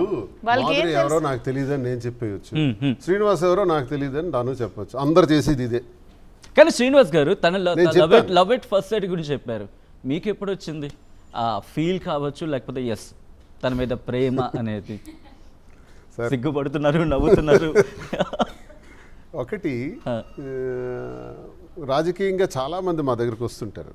నేను ఇన్నేళ్ల నా రాజకీయ జీవితంలో చాలామంది విమెన్ వస్తారు, పనులు చేయించుకుంటారు, వెళ్తారు, కలుస్తారు, వస్తారు. ఎవరి దగ్గర నేను ఎప్పుడు కూడా అసభ్యంగా ప్రవర్తించడమో, అసందర్భంగా మాట్లాడటమో నా జీవితంలో జరగల. కానీ మాధురి అనే వ్యక్తి కూడా రాజకీయాల్లోకి వచ్చి పని చేస్తుంటేటప్పుడు చాలా బాగా చేస్తుంది, చాలా యాక్టివ్గా చేస్తుంది. ఈమె భరతనాట్యంలో, కూచిపూడిలో మంచి ప్రొఫెషనల్గా ఒక స్కూల్ లాంటిది పెట్టి ఫ్రీగా ఎడ్యుకేషన్ ఇచ్చింది, ఫ్రీగా భరతనాట్యం నేర్పించింది. ఈమె సర్వీసెస్ కూడా నేను చూశాను. నేను ఒకరోజు ప్రచారంలో వెళ్తుండేటప్పుడు గడప గడపకి ఒక ఓల్డ్ విమెన్ వచ్చారు, ఒక 65 సంవత్సరాలు ఉంటారు. ఆ ప్రక్కన ఇంత పాప ఉంది. ఆ పాపను పట్టుకుని వచ్చి, సార్ మా పాపకి చదివించాలి, ఫీజు కట్టండి, ఏదైనా చేసి మా పాపకు బట్టలు కూడా లేవు, కొంచెం చూసి పెట్టండి, మీరు సహకరించండి. తప్పకుండా అమ్మా, చదివిస్తున్నారు కదా, ఎంత కావాలి, ఏం కావాలని నేను చేయిస్తానని చెప్పాను. అంటే అప్పుడు ఒక స్టోరీ ఓపెన్ అయింది విచిత్రంగా. ఆ స్టోరీ ఏంటంటే, ఈ పాప ఎవరో మీకు తెలిసిన, ఈ పాపని చిన్నప్పుడు ఎవరో కనేసి ముళ్ళ పొదల్లో పడేస్తే చావు బ్రతుకుల మధ్యన ఉన్నటువంటి ఆ పసికందుని తీసి అన్ని సేవలు చేసి పెంచి ఆ పసికందుని ఈ తల్లికిచ్చి, ఈ తల్లి కోరితే ఈ తల్లికిచ్చి ఇంతవరకు పోషించింది మాధురి సార్ అని చెప్పారు అక్కడ ఉన్నవాళ్ళు. ఓకే, నాకు తెలియదు, అప్పటికే రాజకీయాల్లోకి తిరుగుతుంది అమ్మాయి. ఇస్ ఇట్ నిజమా? అవును, నేనే చూస్తున్నాను. నాకు చాలా ఆశ్చర్యం వేసింది. రాజకీయాల్లో ఉన్న వ్యక్తిగా ప్రజలకు సేవ చేసి పనిచేస్తున్న మాకు ఇలా సర్వీస్ చేసేవాళ్ళు మాకు ఇమీడియట్గా అట్రాక్ట్ అవుతారు. ఓకే. ఎంత బాగా సర్వీస్ చేసావా, ఈ బిడ్డను నువ్వు చూసావా ఇంతవరకు? ఆ పాప ఇప్పుడు ఇంచుమించు 10th ఎంతకు వచ్చింది, బాగానే వాళ్ళకి అన్ని చూస్తుంది లాంటి తను. కానీ ఆ విషయం ఇప్పుడు తను చెప్పలా. ఈ పిల్లలకు భరతనాట్యం ఉచితంగా భరతనాట్యం కోచింగ్ ఇచ్చి ఎంతోమంది పిల్లల్ని తీర్చిదిద్దే విధానం కూడా ఫ్రీగా చేసింది. ఇవన్నీ చూస్తే మనకి ఏ భావన కలుగుతుంది? ఓ మంచి అమ్మాయి, ఈ అమ్మాయిని రాజకీయాల్లో పనికొస్తుంది, వాయిస్ ఉంది, తెలివితేటలు ఉన్నాయి, చారిటీ ఉంది, ఒక మనిషి మీద పాజిటివ్ ఆస్పెక్ట్ పాజిటివ్ లైన్ అది కాస్త లవ్ గా ఇప్పుడు టర్న్ అయ్యింది. ఎస్, ఎప్పుడైతే ఇవన్నీ పాజిటివ్ యాంగిల్ నాకు ఈ అమ్మాయి మీద వచ్చేసింది, ఈ అమ్మాయికి లైఫ్ ఉంది, రాజకీయంగా కూడా ప్రాజెక్ట్ చేయొచ్చు మనం అని నాకు ఫీలింగ్ వచ్చింది. అంతవరకే ఆలోచించాను. అప్పుడే మనసు నుంచి పాట పుట్టుంటుంది. లేదు, ఆలోచన వచ్చిన తర్వాత మా ఇంటి సమస్యలు ఎక్కువైనాయి. ఇంటి సమస్యలు ఎక్కువైనప్పుడు ఈమె తాలూకా ఆదరణ, నేను కొన్ని రోజులు మా ఇంటి నుంచి క్యారేజ్ కూడా వచ్చేది కాదు. నేను ఫీల్డ్లో ఉంటాను, మార్నింగ్ 8కి వెళ్ళిపోతే వస్తాను. నేను క్యారేజీలు పంపించేవారు, వచ్చేవారు. నాకు నచ్చే భోజనాలు ఇవన్నీ చేస్తుంటే ఎందుకు రాను రాను రాను రాను ఒక అభిమానం. నాకు అనుకుంటాను గత జన్మ సంబంధాలు ఏమైనా ఉన్నాయేమో, గత జన్మ సుకృతం ఏమో, లేకపోతే నాకెందుకు ఎంతో మందిని చూసినా కలగని భావన ఈమెను చూడగానే ఏదో ఒక రిలేషన్ ఉన్నట్టుగా ఫీల్ అయ్యాను. ఓకే. ఎప్పుడు ఇది? ఇంచుమించు అప్పుడే 22లోనే. మనకేమైనా రిలేషన్ ఉంది, ఎందుకు ఇంత బాధ్యత వహిస్తుంది, ఎందుకంతగా చూస్తుంది, నాలో ఏముంది అసలు? తన దగ్గర ఉన్న ఆస్తి నా దగ్గర లేదు, అంత డబ్బులు లేవు. అలా అని నాదంతా స్ట్రగుల్ లైఫ్, పోరాటాలు, ఉద్యమాలు, జైళ్ళు, కేసులు, తిరుగుబాటు, నోరు స్పీడు, ఎక్కడ ఆగను, ఎవరికి భయపడను, ఇలాంటి టార్గెటెడ్ లైఫ్ నాది. అలాంటి లైఫ్తో తను ట్రావెల్ చేయడం చాలా కష్టం, ఎప్పుడేం జరుగుతుందో నాకే తెలియదు. అలాంటి లైఫ్తో ఈమె ఇంత బాధ్యతగా చూపించడం ఇంట్లో నాకు అది లాస్ అయింది, ఇంట్లో నాకు అది లేదు. సో నేను ఒక ఎడారిలో ఉన్నట్టున్నాను కుటుంబ వ్యవహారంలో. ఎడారిలో ఉన్నవాడికి కొంచెం నీరు అందితే ఎంత సేద తీరేటట్టు ఉంటుందో, నా జీవితంలో కూడా 28 సంవత్సరాలు పడిన కష్టానికి, ఇబ్బందులకి, అవమానాలకి ఇంత పైకి వచ్చినంత కష్టపడిన వ్యక్తిగా. సో ఇటువంటి స్ట్రగ్లింగ్ టైంలో ఎవరైనా పక్కన ఈమె ఆదరణ ఉంటే ఆ సపోర్టే వేరే ఉంటుంది. ఆదరణే నాకు అభిమానంగా మారింది. అది ఇందాక నుంచి నేను ఒక మాట అనుకుంటున్నాను, అది మీకు నేను మళ్ళీ వచ్చే ప్రయత్నం చేస్తాను. సో ఒకసారి శిల్ప ప్లీజ్. మాధురి గారు, మీ లైఫ్లోకి దువ్వాడ శ్రీనివాస్ గారు రాకముందు మీ లైఫ్ ఎలా ఉంది, ఆఫ్టర్ దువ్వాడ శ్రీనివాస్ వచ్చాక మీ లైఫ్ ఎలా ఉంది? పెట్టారు పుల్ల. దువ్వాడ శ్రీనివాస్ గారు రాకముందు నా లైఫ్ ఒక జాలీ హ్యాపీగా ఉండేది. అంటే ఇప్పుడు లేదా?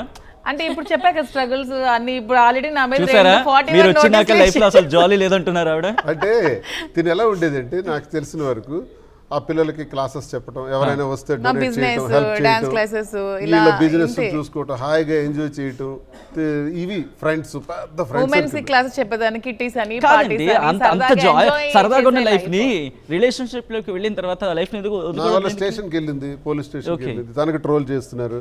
ఒకప్పుడు తిరుపతిలో కేసు పెట్టారు ఆల్రెడీ. తిరుపతిలో ఎందుకంటే డైలాగ్ వేశారు మీరు? ఏ డైలాగ్? పెళ్లి గురించి మీరు అడగచ్చా రిపోర్టర్స్? ఏది? అంటే మీరు ఏమైనా అడగచ్చు, మీరు అడిగితే ఆన్సర్ చెప్పండి. మామూలుగా అడిగినప్పుడు మీరు అడగచ్చు, మీరు అడిగితే తప్పుంది. ఏదో ఒక క్వశ్చన్ అడిగే ప్రయత్నం జరుగుతుంది. మరి మీరు అడిగితే వద్దంటే అంటే అయిపోయి కదా. వద్దండి కదా, మీరు నేను ఏ క్వశ్చన్ ఎవరు అడిగినా ఆన్సర్ చెప్తాను నేను. మీరు ఎనీ క్వశ్చన్ ఎవరైనా అడగండి, ఎక్కడైనా సరే చెప్పకూడని ఆ మాట అక్కడ అనకూడదని నాకు తెలియదు. రిపోర్టర్స్ క్వశ్చన్, మీరు పెళ్లి చేసుకున్నారంటే మేము చేసుకోలేదు, మేము లివింగ్ టుగెదర్ ఉన్నాం, చేసుకుంటామని చెప్పాను, అంతే తప్పితే నేను అక్కడ అబద్ధం అనేది నేను ఎప్పుడు మీకు ముందే చెప్పాను. ఆ కేసు ఇంకా కంటిన్యూ అవుతున్నట్టుంది. అవుతుంది, ఆల్రెడీ నాకు స్టేషన్ పిలిపించారు, 5 hours ఇంట్రాగేట్ చేశారు, అన్ని సారీ చెప్పే ప్రయత్నం ఏమైనా చేశారా? సారీ చెప్పే ప్రయత్నం ఏమైనా చేశారు? తప్పు చేయలేదు కదా సార్. వెంకటేశ్వర స్వామి సాక్షిగా రీల్స్ కానీ ఫోటోషూట్ కానీ చేయలేదు. మీరు ఎక్కడైనా చూసారా నా రీల్స్ తిరుపతిలో? వాళ్ళకి అదే అడిగాం, మీరు రీల్స్ చూపించండి అని, లేదా ఫోటోషూట్ చూపించండి అని. ఫోటోషూట్ నేను ఆర్డినరీ ప్యాంట్ షర్ట్ వేసుకుని మామూలుగా దర్శనానికి వెళ్తే దాన్ని ఫోటోషూట్ అంటే ఫోటోషూట్ తిరుపతిలో ఎవరైనా చేస్తారా? కాశ్మీర్లో చేసుకోండి, తిరుపతిలో ఎవరైనా తిరుపతి వెంకటేశ్వర బుద్ధున్నోడు న్యూస్ వేసినోడు కూడా బుద్ధి లేకుండా వేస్తున్నారు. కానీ అంటే తిరుపతిలో ఫోటోషూట్ అనేది జస్ట్ ఫోటోస్ తీసుకుంటారు, వెడ్డింగ్ ఫోటోషూట్ అని పెట్టారు కదా, అది భక్తిభావంతో తీసుకుంటాం. వెంకటేశ్వర స్వామి భక్తులు మనం. శ్రీనివాస్ నా పేరు, శ్రీకాంత్, శ్రీధర్, శ్రీహర్, మా అన్న వెంకటేశ్వర స్వామి నామాలే మా ఇంట్లో పేర్లు. స్వామి దగ్గరికి వెళ్తున్నామంటేనే ఒక భయం భక్తితో వెళ్తాం తిరిగి వచ్చే వరకు. అలాంటిది అక్కడ ఫోటో షూట్ చేశాను, వీడియోలు చూపించమనంటే సరే కేసు కట్టారు కదా, ఇదిగో మీరు చేసిన ఫోటోషూట్, మీరు చేసిన వీడియోస్ అని చూపించమనండి. ఆ పోలీసులు మాడవీధుల్లో ఎన్నోసార్లు నేను ప్రోగ్రామ్స్ ఇచ్చాను, భరతనాట్యం చేశాను, కోలాటం చేశాను, అన్ని చేశాను. అప్పుడు ఎన్నోసార్లు వీడియోస్ ఫోటోస్ తీసుకున్నాం. అప్పుడు ఎప్పుడూ లేని ఇప్పుడు ఏమీ లేకున్నా అనవసరంగా ఇష్యూ శ్రీనివాస్ యాడ్ అయ్యాడు కాబట్టి ఇప్పుడు సబ్జెక్ట్. అది కూడా ఏంటి, ముందు రోజు పవన్ కళ్యాణ్ కోసం మాట్లాడాము, ఆ 3-4 days లో నా మీద కేసు పెట్టారు. పవన్ కళ్యాణ్ మీ విధంగా కక్ష కట్టాలనుకుంటున్నారు. అలాగే ఇలా ఉంది. ఏమంటే అక్కడ ఏమీ లేకుండా అట్టించి లేకుండానే సార్ మీద మా మీద ఇలా కేసులు పెడతారా? ఎవరో తెలియని డిప్యూటీ ముఖ్యమంత్రి మీ మీద ఎందుకు కేసు పెడతారు? ఊరుకోండి. అచ్చెన్నాయుడు వాళ్ళందరూ కాల్ చేసి పెట్టమంటానే కేసులు పెట్టలేదు. కిరణ్ ఎవడండి కేసు పెట్టడానికి? కిరణ్ కి ఏమైనా తిట్టారు? ఎవడండి వాడెందుకండి కేసు పెడతారు? మీకు తిడితే మీరు నా మీద కేసు పెట్టాలా? ఈ అమ్మాయి ఆ అమ్మాయి వచ్చి నా మీద కేసు పెడతారు? ఎవరు ఇప్పుడు జగన్మోహన్ రెడ్డి ఏమనంటే పార్టీ క్యాడర్ వెళ్ళి పెడతారుగా. వాళ్ళు చేస్తున్న కక్షపూరితమైన రాజకీయమే ఇది. మరి నేను వెళ్ళి పోలీస్ స్టేషన్ లో కంప్లైంట్ పెడితే ఎందుకు ఇప్పటి వరకు ఎఫ్ఐఆర్ కట్టలేదని నేను క్వశ్చన్ చేస్తున్నాను. అది నేరుగా వెళ్ళి అడగచ్చు కదా. ఈ క్వశ్చన్ ఇద్దరికి అడుగుతున్నా. ఈ ఇష్యూ అయితే ఎప్పుడైతే తెరపైకి వచ్చిందో అనేక స్ట్రగుల్స్, అనేక ఇబ్బందులు పడ్డారు. ఎవరిని కూడా ఒకరు చేయి ఒకరిని వదలలేదు. కానీ మీరు ఏమైనా వారసులుగా ఏమైనా ప్లాన్ చేస్తున్నారా? జూనియర్ దువ్వాడ శ్రీనివాస్ ఇప్పుడు రాబోతున్నారు. యశు తప్పకుండా లీగల్ ఇవన్నీ అయిపోయాక ఖచ్చితంగా జూనియర్ దువ్వాడని అయితే మేము ప్లాన్ చేసుకుంటాం. అంటే ప్లాన్ ఉన్నదా అండి? ప్లాన్ ఉంది ఖచ్చితంగా. తను ఓపెన్ గా మాట్లాడతారు. మాధురి అంటే ఓపెన్ టు టాక్. బోల్డ్ గా నేను చెప్తాను ఏదైనా సరే, అదే చెప్తున్నాను. బట్ లీగల్ ఇష్యూస్ ఉన్నాయి కదా, క్లియర్ అవ్వాలి. శ్రీనివాస్ గారు, జూనియర్ దువ్వాడ ఉండాలి కదా నెక్స్ట్ తన వారసుడు రాజు. మేము మాధురి గారి పాట విన్నాము. ఒక్కసారి మాధురి గారి గురించి మీరు మనసులో ఏదో ఒక పాట మీకు టచ్ అయి ఉంటుంది కదా ఎప్పుడు ఒకనొక టైంలో. తనకి పాటలు డాన్స్ ఓన్లీ డైలాగ్స్ చెప్పండి కంటిన్యూస్ గా కొన్ని పాటలు ఉంటూ ఉంటాయి అందమా అందమా అని చెప్పి. సో మాధురిని చూసినప్పుడు అలాంటి పాటలు ఏమైనా గుర్తొచ్చాయా మీకు? ఏవైనా అటువంటి పాటలు వినిపించే ప్రయత్నం జరిగింది? అంటే అది సినిమాటిక్ గాను డ్రామాటిక్ గాను వెళ్తే అవన్నీ వస్తాయి. కన్వే చేసే ప్రయత్నం అవుతుంది. మాది రియల్ గా ఆలోచించాం. సంఘర్షణ సందర్భంలో బట్టి సమస్యలను బట్టి మేము కలవాల్సిన పరిస్థితుల్లో మేము కలిసి ఉన్నాం ఈరోజు. ఓకే, దీనికి రొమాంటిక్ గా సాంగ్స్ అవి రాలా నా దృష్టి. అంటే మీకు పొలిటికల్ చైర్లో ఉన్నప్పుడు అవ్వదు, కానీ ఇటువంటి ప్లాట్ఫామ్ లోకి వచ్చినప్పుడు you can present your life, right? ఇష్టమైన పాటలు వింటాం తప్ప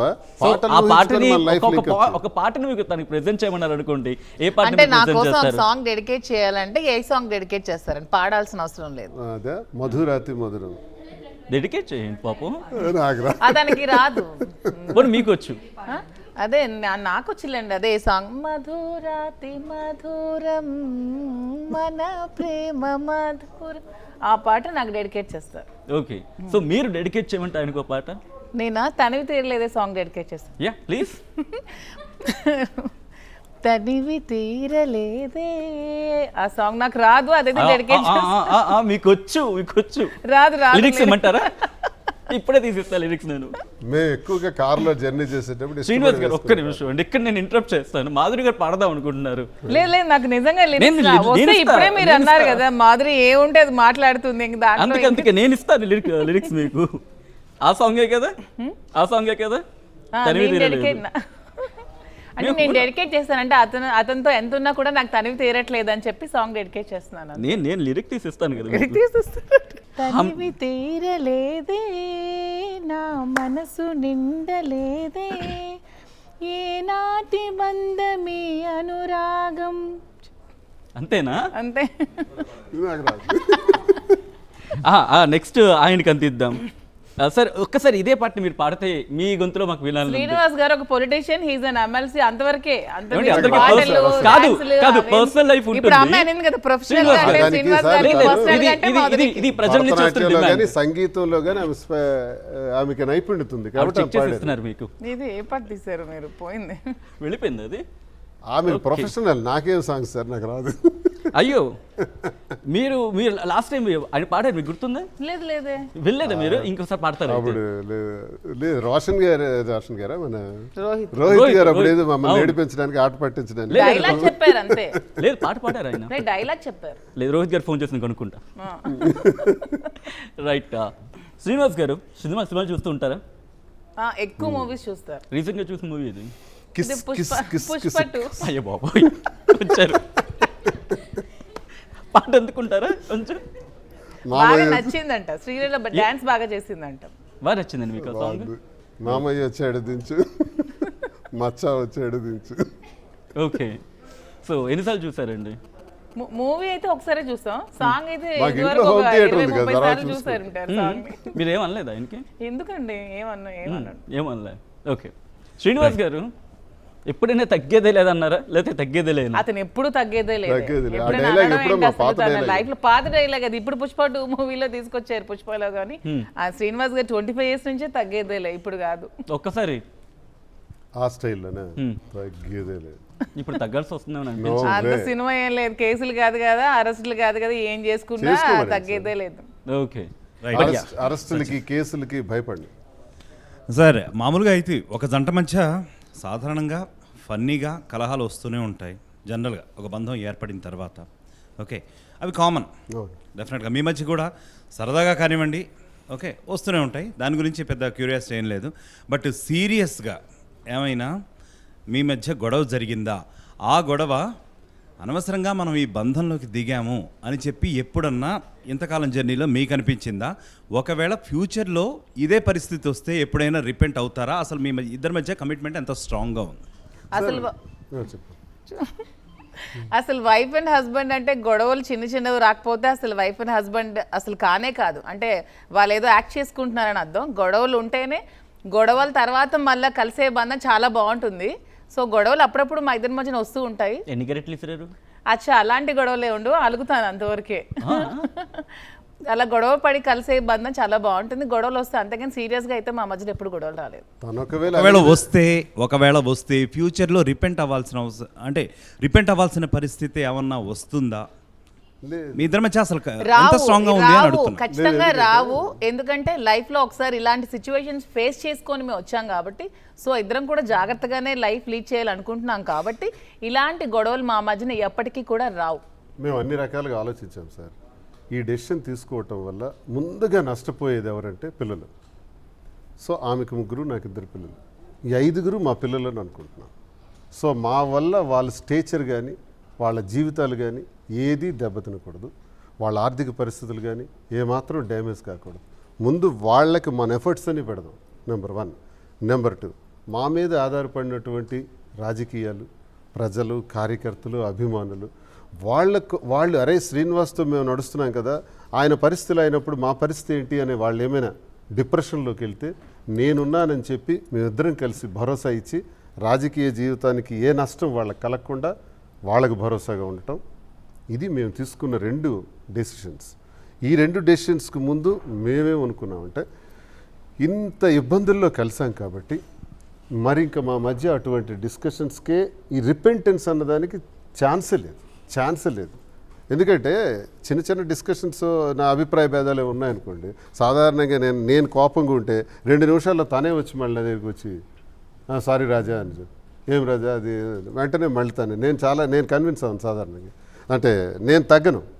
కానీ తనే వచ్చి నన్ను వెంటనే మళ్ళీ మాట్లాడుతుంది. అప్పుడు ఏమనిపిస్తుంది, నేను ఇన్నాళ్ళు అదే కోల్పోయాను కదా, ఆ ఇబ్బందులే. కనీసం నన్ను ప్రేమగా చూసేవాళ్ళు లేరే. దువ్వాడ శ్రీనివాస్ అంటే బయట చరిత్ర వేరు, ఇంట్లో పరిస్థితి వేరు. కానీ దువ్వాడ శ్రీనివాస్ గారు ఇప్పుడు మాధురి గారు అన్నారు నేను అలిగితే అని చెప్పి, అప్పుడు తను వచ్చి చెప్పినప్పుడు నేను ఇంకా ఓవర్ యాక్షన్ చేసి ఇంకా నేను నేను ఓకే అన్నట్టు నేను చాలా నాది అదేమంటారు బోళా శంకర్ టైప్, నేనేం పెద్ద ఓకే ఇదేం కాదు. సో ఒక్కసారి ఇద్దరు ఒకరినొకరు కళ్ళు పెట్టి చూసుకొని మాకు హామీ ఇచ్చే ప్రయత్నం, అండ్ మాకు ఇన్ ద సెన్స్ లైక్ కొన్ని కోట్లాది మంది ప్రజలు చూస్తున్నారు, కామెంట్స్ తిడతారేమో కళ్ళలో కళ్ళు పెట్టి చూడమని.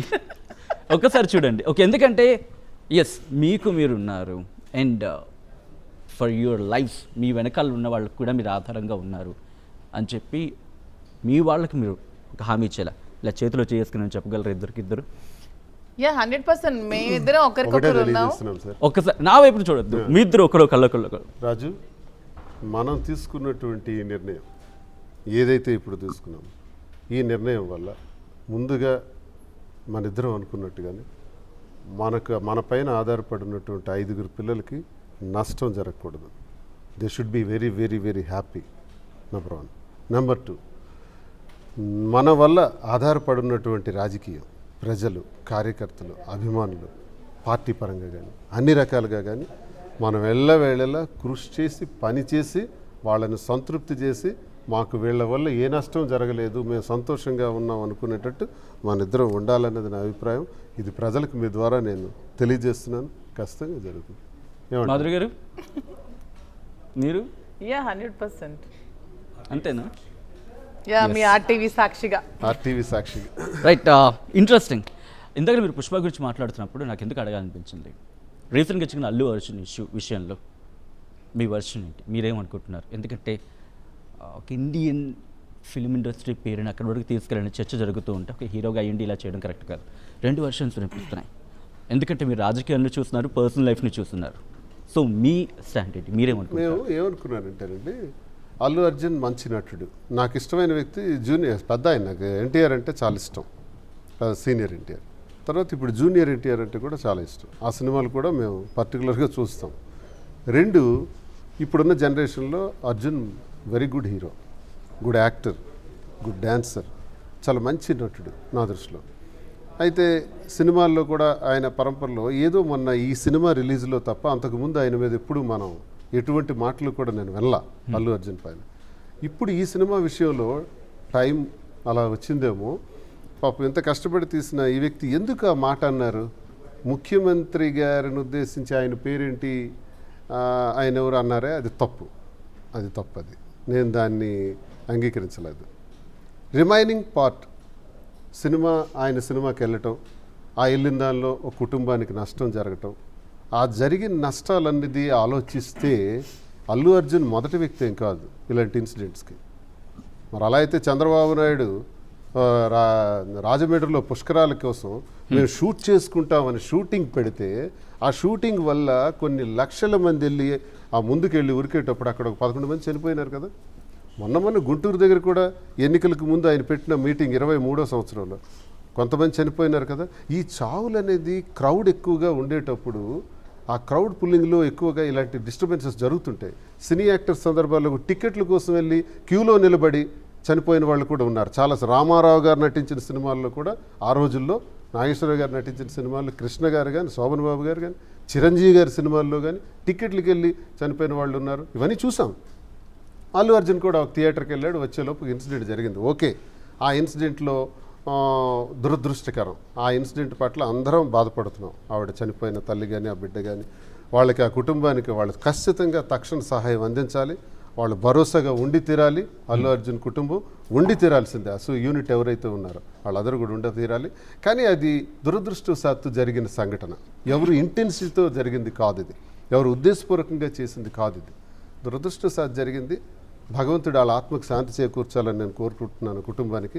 వాళ్ళు ఏదో సహాయం కూడా నిన్న 2 కోట్లు ఏదో చేశారంట. అంతేకాదు, డబ్బు సహాయం అనే కాదు, ఎప్పుడు ఆ కుటుంబం మేము ఈ కష్టంలో ఉన్నామని తెలిస్తే ఆరోగ్యపరంగా కానీ, విద్యాపరంగా కానీ ఏ సందర్భం వచ్చినా అల్లు అర్జున్ కుటుంబం ఖచ్చితంగా ఓదార్పుగా ఉండాలి. అతనిది తప్పని నేను ఇక్కడేమీ అనను.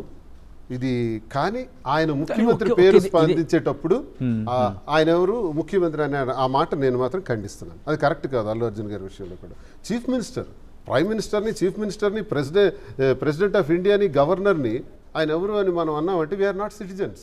First we are citizens. ఒక పౌరుడిగా వాళ్ళ గురించి తెలుసుకోవాల్సిన అవసరం మనకు ఉంది. ఆ మాట అనటం కరెక్ట్ కాదు. ముఖ్యమంత్రి అని ఆయన నాకు అనిపించింది. అది తప్పది. ఎవరైనా సరే, కేటీఆర్ గారా, కేసీఆర్ గారా కాదు, but that seat, that chair, we have to respect that chair. రాజ్యాంగబద్ధమైన చైర్ అది. ఒక తల్లిగా, ఒక మహిళగా, ఒక తల్లికి బిడ్డగా ఆ ఘటనని మీరు ఎలా చూస్తారు? ఎందుకంటే మీలో 2 యాంగిల్స్ ఉన్నాయి. ఒక పొలిటీషియన్గా మీరున్నారు, ఒక తల్లికి ఒక బిడ్డకి తల్లిగా ఉన్నారు.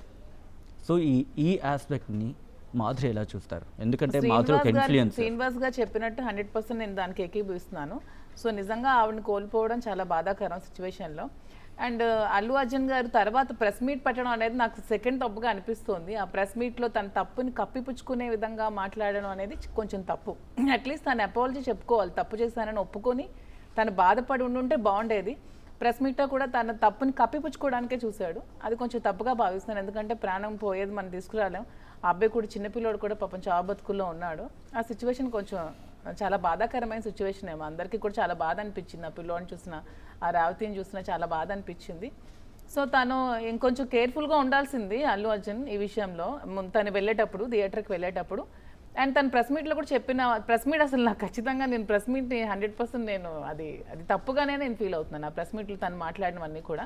మీ ఇద్దరు వెళ్ళి ఆ కుటుంబాన్ని పరామర్శించే అవకాశం ఉందా? నాకు అనిపిస్తుంది పరామర్శించడం. మేము సాధారణంగా ఎవరు చనిపోయినా ఇవన్నీ వెళ్తుంటాం కదా సార్. మా నియోజకవర్గం వరకు కాదు. మా పరిధిలో ఉంటాము. ఇక్కడ వరకు మాకు నాకైతే ఆంధ్ర కొంచెం పాలిటిక్స్ కాబట్టి అక్కడ వరకు అయితే అది అయి ఉండేదేమో, కానీ మేము సానుభూతి వ్యక్తం సో చేస్తాం. ఇంపాక్ట్ ఇప్పుడు ఎందుకంటే ఫిల్మ్ ఇండస్ట్రీ మీద ఇక్కడ ప్రీమియర్ షో, స్పెషల్ షో ఇవి క్యాన్సిల్ చేస్తారు. సో ఇంపాక్ట్ ఆంధ్రప్రదేశ్లో ఉండే అవకాశం ఉంటుంది అనుకోవాలా? ఏంటి ఏ అంటే పరిస్థితి? ఈ ప్రీమియర్ షోస్ cancel- కావచ్చు, మరి స్పెషల్ షోస్ ఉండొచ్చు అన్ని దగ్గరలో ఒకేలా ఉండాలి. ఇలాంటివి నిజంగానే అవి క్యాన్సిల్ చేస్తేనే మంచిది. నిజంగానే చాలా చోట్ల ఇలా తొక్కిసలాట్లు అవి జరుగుతున్నాయి. కొంచెం మన ఈ జనాలు కూడా ఎలా తయారవుతున్నారంటే హీరో వస్తే చూడాలని ఎగబడ్డంది. ఎందుకు అలా అంత ఎగబడి అలా చేసి ఎందుకు అలా తెచ్చుకుంటున్నారో ప్రాణాల మీదకి అర్థం కావట్లేదు. వాళ్ళు మనం చూస్తేనే హీరోలు అవుతున్నారు కదా, వాళ్ళు ఏం బైబత్ హీరోలు కాదు, మనం వాళ్ళకి హీరోలు చేస్తున్నాం. మనం ఎందుకు వాళ్ళ కోసం పరిగెట్టి ప్రాకులాడి ఇలా ప్రాణాల మీద తెచ్చుకోవాలి? అందరూ కేర్ఫుల్గా ఉండాలి చాలా మంది కూడా.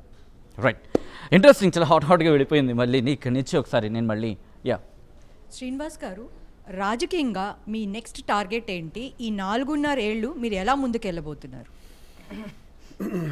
మేము ఇప్పుడు అపోజిషన్లో ఉన్నాం. వైఎస్ఆర్ కాంగ్రెస్ పార్టీ కార్యకర్తగా, లీడర్గా, నెక్స్ట్ ఒక ఎమ్మెల్సీగా కష్టపడి పార్టీలో పనిచేయటం. జగనన్న ఒక మంచి ఆశయాలతో పార్టీ పెట్టారు.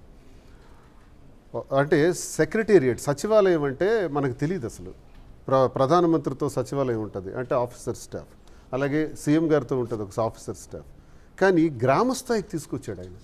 సచివాలయం ఏర్పాటు చేసి, రైతు భరోసా కేంద్రాలు ఏర్పాటు చేసి, ఆరోగ్య కేంద్రాలు ఏర్పాటు చేసి, అందులో ఒక 18 నుంచి 23 మంది వరకు ఎంప్లాయీస్ని వేసి, ఇంటింటికి వాలంటీర్ని పెట్టి, ప్రభుత్వ పథకాలన్నీ లంచం లేకుండా, ఒక్క రూపాయి అవినీతి కూడా లేకుండా గడప గడపకు చేర్చి ఇండస్ట్రియలైజేషన్ చేయాలన్న ఉద్దేశంతో 4 సీపోర్ట్లు తీసుకొచ్చి, అలాగే 8 ఫిషింగ్ హార్బర్లు తీసుకొచ్చి, 11 మెడికల్ కాలేజ్ స్వాతంత్రం వచ్చిన 75 ఏళ్ళ మనకు 11 మెడికల్ కాలేజీలు ఉంటే ఆయన 17 మెడికల్ కాలేజీలు తీసుకొచ్చి, అందులో 5 మెడికల్ కాలేజీలు ఓపెన్ చేయించి, ఆరోగ్యశ్రీ ద్వారా ప్రతి వ్యక్తికి కూడా ఆరోగ్యం అందించేటట్టు ఆపరేషన్ చేయించి ఉచితంగా, ఆపరేషన్ చేసిన తర్వాత కూడా ఆ ఆరోగ్యకి, రోగికి మందులున్నాయో లేదో అని చూసి రోజుకి 250 రూపాయల చొప్పున ఆరోగ్య ఆసరా ద్వారా మందులు ఇచ్చి, అలాగే రైతన్నకి విత్తనం నుంచి విక్రయం వరకు ఎరువులు ఇచ్చి, పురుగు మందులు ఇచ్చి, ఆ గిట్టుబాటు ధరలు ఇచ్చి, రైతన్నకి భరోసాగా ఉండి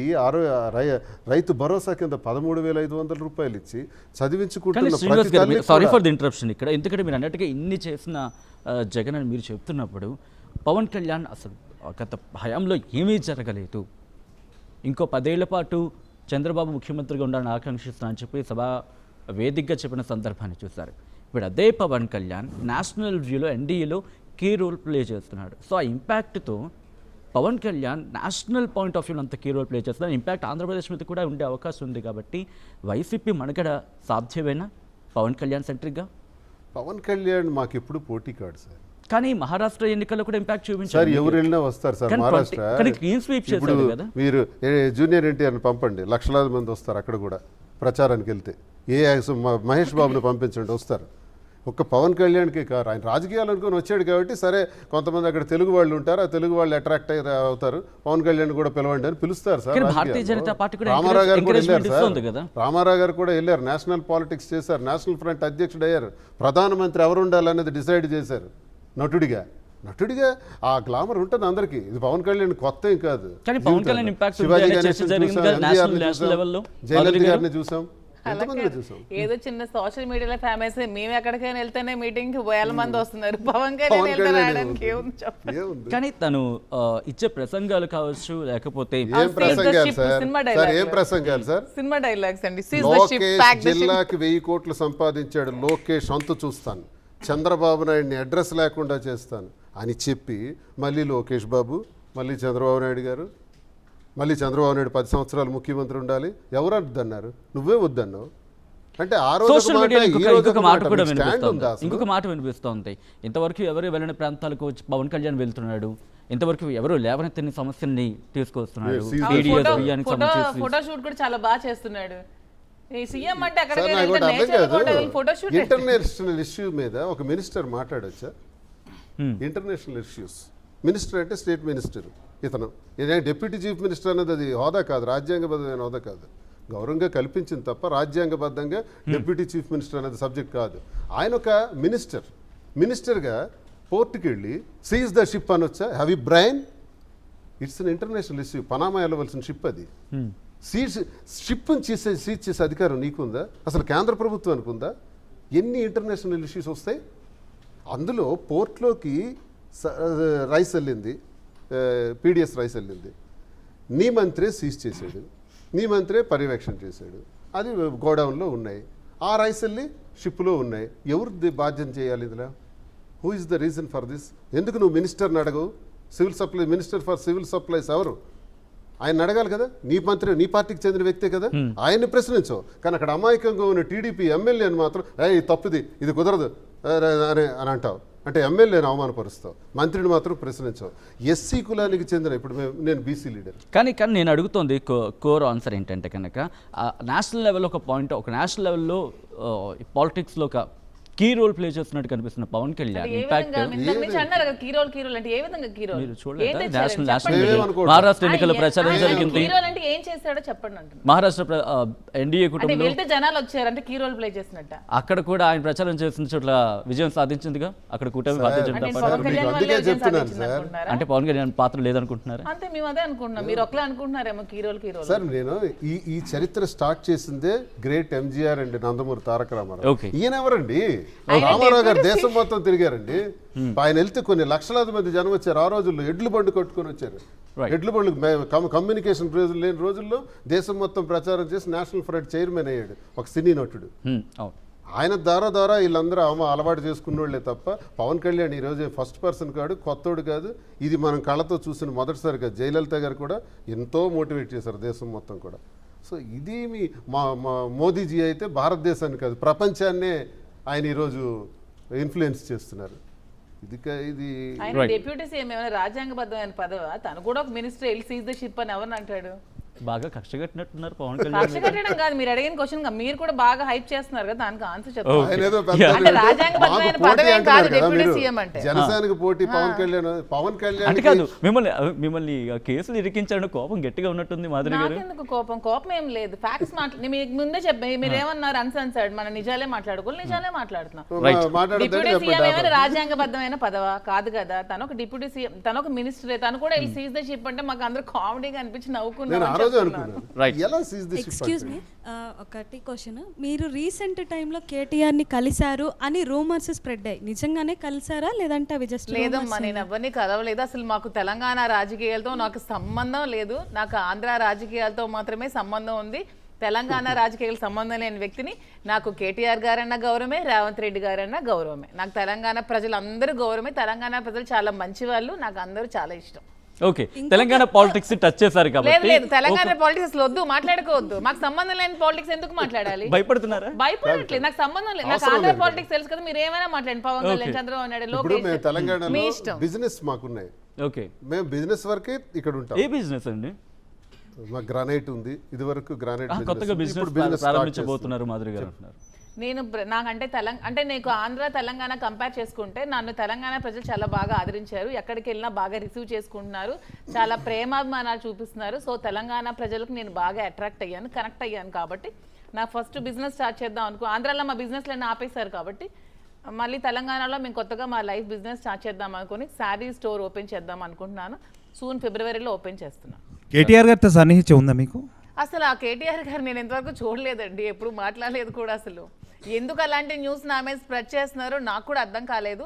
చెప్తున్నాను కదా, ఎవరు ఇష్టం వచ్చినట్టు వాళ్ళు స్ప్రెడ్ చేస్తున్నారు. నేనైతే అన్ని లైట్గా తీసుకుంటాను. ఓకే, సరే. ఒక్కొక్క పొలిటీషియన్ అనగా ఒక్కొక్క మాట గుర్తొస్తుంది కదా. కేటీఆర్ అనగానే మాధురికి ఏం గుర్తొస్తుంది? అసలు నా కేటీఆర్ గురించి తెలియకుండా నాకు ఎలా గుర్తొస్తుంది? తెలియదా? అసలు నాకు తెలియదు. అసలు రేవంత్ రెడ్డికి రీసెంట్ టైమ్స్లో చూస్తే చాలా అంటే తను ఒక రేవతి అనే అమ్మాయి చనిపోతే అంత బాగా రియాక్ట్ అయ్యారు కదా. చాలా హ్యుమానిటీ ఉన్న వ్యక్తి. అంటే కామన్ పీపుల్కి కష్టం వస్తే ఇంత బాగా రియాక్ట్ అవుతున్నారు. ఎంత మంచి లీడర్ అనిపిస్తుంది. కేసీఆర్ నాకు తెలీదు. కేసీఆర్ అంటే తెలుసు, తన గురించి నాకు తెలియదు అంటున్నాను. కేసీఆర్ గురించి తెలియదు అంటే మళ్ళీ మీ దాన్ని వ్యక్తిగతంగా నాకు తెలియదు అంటున్నాను. రీసెంట్ టైమ్స్ లో రేవంత్ రెడ్డి గారి గురించి చూస్తుంటే ఒక కామన్ ఉమెన్ చనిపోతే ఇంత రియాక్ట్ అయ్యి తను అంత భావోద్వేగానికి గురయ్యారు కదా, దాన్ని కొంచెం బాగా అనిపించింది. కామన్ పీపుల్ కోసం ఇంత బాగా కేటీఆర్ గారు ఆలోచిస్తున్నారు. కూడా పొలిటికల్గా మంచి నాలెడ్జబుల్ పర్సన్, మంచి అవగాహన ఉన్నటువంటి వ్యక్తి. రాజకీయంగా మేము చూస్తున్నది వింటున్నది మీడియాలో చూస్తున్నంత వరకు మంచి కలిసారా knowledgeable ఎప్పుడైనా? person. లేదు, కలవలేదు. Okay, right. Rohit, right. Rohit గారు, మిమ్మల్ని రాజకీయ నాయకులుగా చూస్తే బాగుంటుందా, కొత్తగా ప్రేమికులుగా చూస్తే బాగుంటుంది అనిపిస్తుంది? ఇప్పుడు ధ్రువ సమాజం మిమ్మల్ని అలా శ్రీనివాస్ కూడా గారిని ఎప్పుడు చూస్తుంది. కూడా రాజకీయ నాయకుడుగానే చూడండి. తన రాజకీయ నాయకుడుగా మాత్రమే బాగుంటారు 99%. అంటే ప్రేమిడిగా బాగోరు. 1% ఇది చూడండి అంతే. అదే అడుగుతుంటే ఆయన ప్రేమికుడిగా బాగున్నాడా, రాజకీయ నాయకుడిగా రాజకీయ బాగున్నాడా? నాయకుడిగా బాగున్నాడు కాబట్టి ప్రేమికుడిగా నేను యాక్సెప్ట్ చేశాను. Okay, okay. ఇప్పుడు మళ్ళీ మీ ప్రేమ గురించి వద్దాం. ఇప్పుడు మీ మధ్య మళ్ళీ కొత్తగా ప్రేమ పుట్టింది, బయలుదేరింది, ఒక ప్రయాణం నడుస్తుంది కాబట్టి ఈ ప్రేమ ప్రయాణంలో మీరు మెచ్యూర్డ్ పర్సన్స్లా మాట్లాడుకుంటారా, లేకపోతే ఒక ప్రేమ జంట మాట్లాడుకుంటున్నప్పుడు మాట్లాడుకునే మాటలు వస్తుంటాయి? ఒకటండి, ఆమె ఏజ్ బట్టి చూస్తే ఇంకా 30 సంవత్సరాలు కాబట్టి కొన్ని అనుభవాలు లేవు తనకి. కొంచెం స్పీడ్గా మాట్లాడటం, కొంచెం ఎలా మాట్లాడాలో తెలియకపోవటం, కొన్ని రాంగ్ డెసిషన్స్. నాకు కొంత ఎక్స్పీరియన్స్ ఉంది లైఫ్లో. ఎన్నో దెబ్బలు తిని తిని తిని తిని ఇక్కడికి వచ్చాను. నువ్వు చేస్తుంది రాంగ్, ఇలా మాట్లాడకూడదు, ఇలా మాట్లాడాలి అని నేను కొన్ని ఇవి విషయాలు చెప్తూ ఉంటాను. అలా వెళ్తుంది మా లైన్. అంతేగాని ఏదో కొత్త ప్రేమికుల్లో నేను ఇప్పుడే కొత్త అంటే ఎక్స్పెక్టేషన్స్ ఉంటాయి కదా. కానీ నేను చెప్పనా, ప్రేమలో ఎవరైనా సరే పసిపిల్లలే.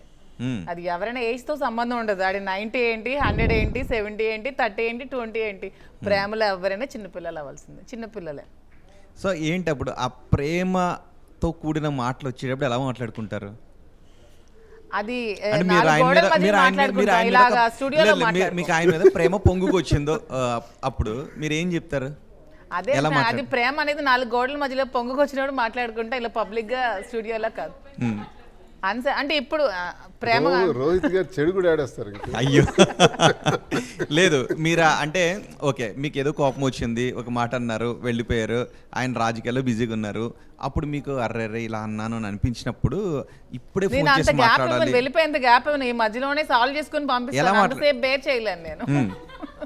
జరిగిందా అలాంటి ఇన్సిడెంట్? చాలా సార్లు గొడవ పడుతూ ఉంటాం, కానీ వెంటనే నేనే వెళ్ళి సారీ చెప్పేస్తాను. అతను కొంచెం ఇగో ఎక్కువ, సారీ చెప్పరు.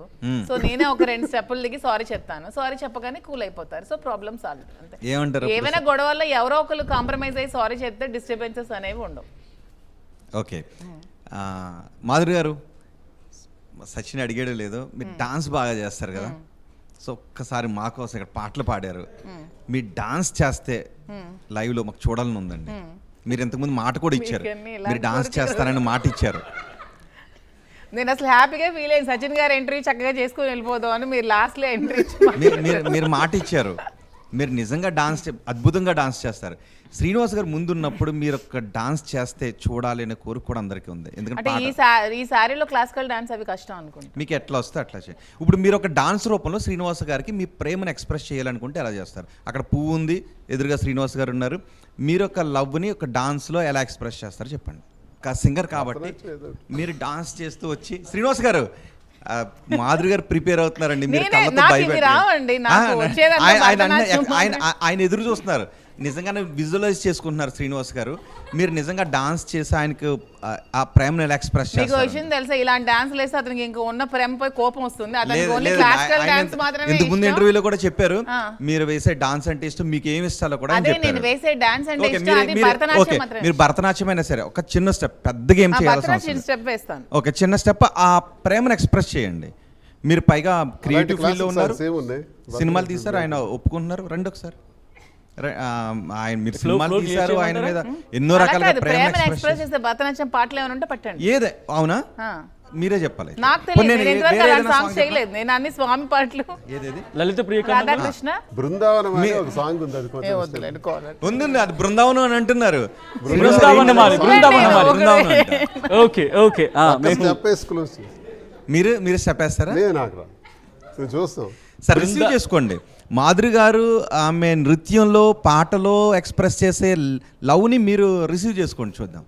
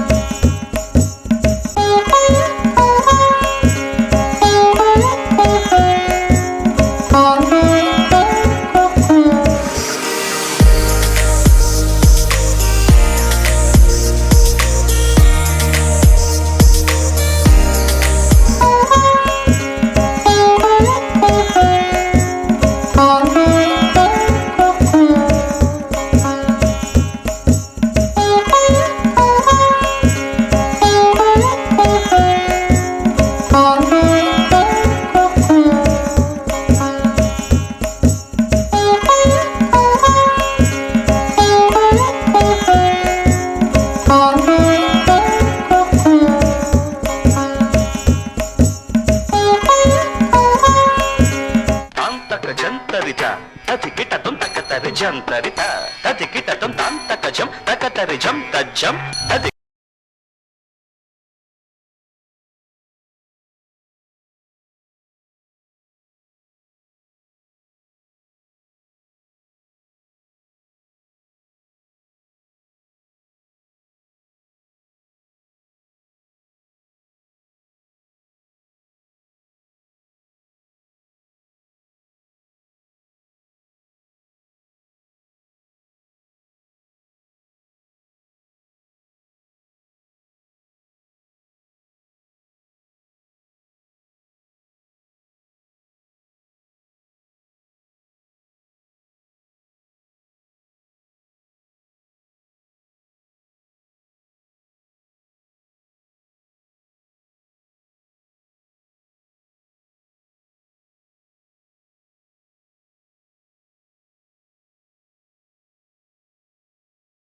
ఇప్పుడు మాధురి గారు ఏ సాంగ్కి డాన్స్ చేస్తే మీరు చూడాలని అనుకుంటున్నారు? నాకు ఎక్కువ క్లాసిక్ ఇవే. నేను ఒక సాంగ్ పేరు చెప్పండి ఏదైనా. ఇప్పుడు నేను అఖిలాండేశ్వరే నాకు చాలా ఇష్టం. చేస్తారు కదా, చేశారు. ఇంకొకటి చెప్పండి.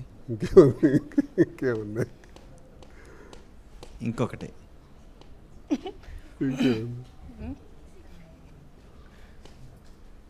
నేను బర్త్డేకి డాన్స్ చేశాను ఏదది? లాస్ట్ ఇయర్ బర్త్డేకి ఇన్ మై ఎక్స్పీరియన్స్. ఆయనకి ఏ సాంగ్ ఇష్టం పోనీ మీరైనా గుర్తు చేయండి. అదే చెప్తున్నాను, నీ ఆయన బర్త్డేకి చెప్పట్లేదు, నీకోసం ఏ ఏది సాంగ్ చెప్పాలా అని చేశాను అని ఆలోచిస్తున్నారు. మధురాతి మధుర. కాదు లాస్ట్ ఇయర్ నేను 2 years బిఫోర్ నేను అవును, ఇందాకేదో కిసిక్ అన్నారు కదా. ఇష్టం ఇష్టం కానీ లేదు, చూడడం ఇష్టం, నేను చేయడం ఇష్టం లేదు. అంటే క్లాసిక్ డాన్స్ తనకు బాగుంటుంది. ఒకసారి మీరు ఆ క్లాసిక్ డాన్స్లో ఏ సాంగ్కి చేస్తే బాగుంటుందో ఆ ముక్క మాధురి గారితో చెప్పండి. మాధురి ఈ సాంగ్ చేస్తే బాగుంటుంది చూడాలని ఉందని ఒకసారి చెప్పండి, దానికి కాబట్టి డాన్స్ చేస్తాను. ఇందరక నాకు తెలిసి అఖిలాండేశ్వరి పాట నేను ఎప్పుడు చేస్తారు కదా, చేసింది చాలా బాగుంది ఆ పాట. ఇంకొకటి చెప్పండి, ఇంకొక సాంగ్ మీకు ఇష్టం. 2 years బిఫోర్ నేను బర్త్డేకి ఏం డాన్స్ చేశాను. పాపం మర్చిపోయినట్టున్నారు, గుర్తు చేయకూడదు. గుర్చేయండి. అవును, పాట పాడేది. పాట ఎలాగా పాడతారు? మర్చిపోయాను, నేను హట్ అయ్యాను ఇప్పుడు. కమాన్, ఇప్పుడు మీరు బతిమాలాలి. హట్ అయ్యారంట, బతిమాలాల్సింది అయితే. క్లాసికల్ డాన్స్ చేశాను కదా, ఏ డాన్స్ చేశాను? క్లాసికల్ డాన్స్ ఎన్నో సాంగ్స్ చూసాను నేను. దాని డాన్స్ ఇప్పుడు నేను నారదుడి పాత్ర పోషించమంటారా మీ ఇద్దరి మధ్య? నేను హట్ అయ్యాను ఇప్పుడు అసలు. బొంగు ముద్దు పెట్టుకుంటారా?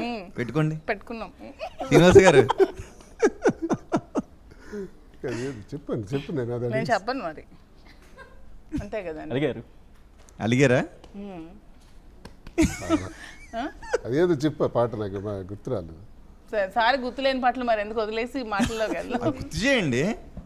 పాపం ఆయన ఎన్నో రాజకీయ దీనిలో పడి మర్చిపోయి. సారు ఒకసారి 2 years బిఫోర్ బర్త్డేకి నేను ఒక సాంగ్ సార్కి డాన్స్ చేసి డెడికేట్ చేశాను, ఒక క్లాసికల్ డాన్స్. ఓకే, అది మర్చిపోయారంట. శ్రీనివాస్ గారు ఇప్పుడు పుల్ల పెడుతున్నా. అఖిలాండేశ్వరి కాదు, మర్చిపోయారు. కరిగిపోయాను కర్పూరి వీణ సాంగ్ పాడి ఒక డాన్స్ కూడా చేశాను. ఇప్పుడు అది చేయాలి కదా. అవును, కరిగిపోయాను కర్పూర వీణ సాంగ్ కాదు, ఆ రోజు సాంగ్ పాడి తర్వాత డాన్స్ కూడా చేశాను. అదే ఏది చెప్పు. బ్లూ పికాక్ నెమలికి నేర్పిన మర్చిపోయారు ఆయన. అదొకటి నాకు చాలా ఇష్టం. ఏంటది? నెమలికి నేర్పిన నడకలిది. చెప్పండి ఒకసారి చేయమని. నెమలికి నేర్పిన నడకలిది సాంగ్ క్లాసిక్ చేయమని ఆయన అడుగుతున్నారు. ఆయనకి చూడాలనుంది. ఓకే, ఆ సాంగ్ లేదండి, ఆ మర్చిపోయారు కాబట్టి నేను చేయట్లేదు. మీరు గుర్తు చేయండి. అదే కదా ఇప్పుడు మీరు అన్నారు కదా, లవ్ అండ్ సాంగ్స్ మంచి అదే ఇది ఫైనల్. మీరు అది ఆయనకి ఇష్టం కాబట్టి ఆయన మర్చిపోయారు. సో మీరేం చేస్తారు, ప్రేమగా కాబట్టి మళ్ళీ కలిసిపోతారు కదా. సో ఇప్పుడు అదే చేయండి. ఆయన మర్చిపోయారు, మీరు కోపాన్ని కంటిన్యూ చేయరు కదా. ఇక్కడ సీన్లో కూడా అదే కోపాన్ని కంటిన్యూ చేయట్లేదు, ఆయన గుర్తు చేసుకుని అడిగారు కాబట్టి ఒకసారి ఆ సాంగ్ ప్లే చేయండి. నెమలికి నేర్పిన నడకలివి. ఒకసారి సాంగ్ చూడరా, అది సాంగ్ మీకు దొరకదులేండి, వదిలేసి. దొరికేస్తుంది. ఆ సాంగ్ ఎలాగో పట్టుకుంటానండి. ఈ లోపు అదే కర్పూర వీణ సాంగ్ ఒకసారి పాడండి కొంచెం. ఎన్నిసార్లు అండి మీ ఆర్టీవీలో పాడి పాడి నాకు ఎక్కడికి వెళ్ళా కరిగిపోయిన కర్పూర వీణ, హోటల్కి వెళ్ళా కూడా అదే పాట ప్లే చేస్తాను. పట్టించుకుంటారు. Okay, song ready. మేము హోటల్కి వెళ్తే మీ ఆర్టీవీ వల్ల పాట ప్లే చేస్తున్నారు వాళ్ళు, కరిగిపోయారు కర్పూర వీణ అని. సో మళ్ళీ ఆ పాటకు కూడా అంత ఫేమ్ తీసుకొచ్చారు మళ్ళీ హైదరాబాద్ లో గుర్తు ఒక చేశారు హోటల్ కి అందరికీ. లంచ్ కి వెళ్ళగానే మా ఇద్దరం వెళ్ళగానే ఆ పాటే కరిగిపోయిన వేస్తుంది. కర్పూర్ విన అవునా? సాంగ్ వాళ్ళు ప్లే చేశారు. ఏమనిపించింది అప్పుడు మీకు? హ్యాపీగా అనిపించింది. ఓకే, అయితే ఇప్పుడు మీరు పాడాల్సిందే. ఎస్, ఆ సాంగ్ ప్లే చేస్తున్నారు. నెమలికి నేర్పిన నడకలివి. యా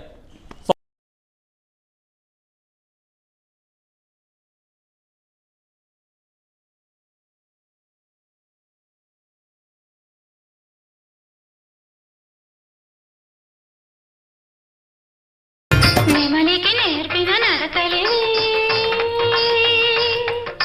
మురడికి అందని పలుకులు.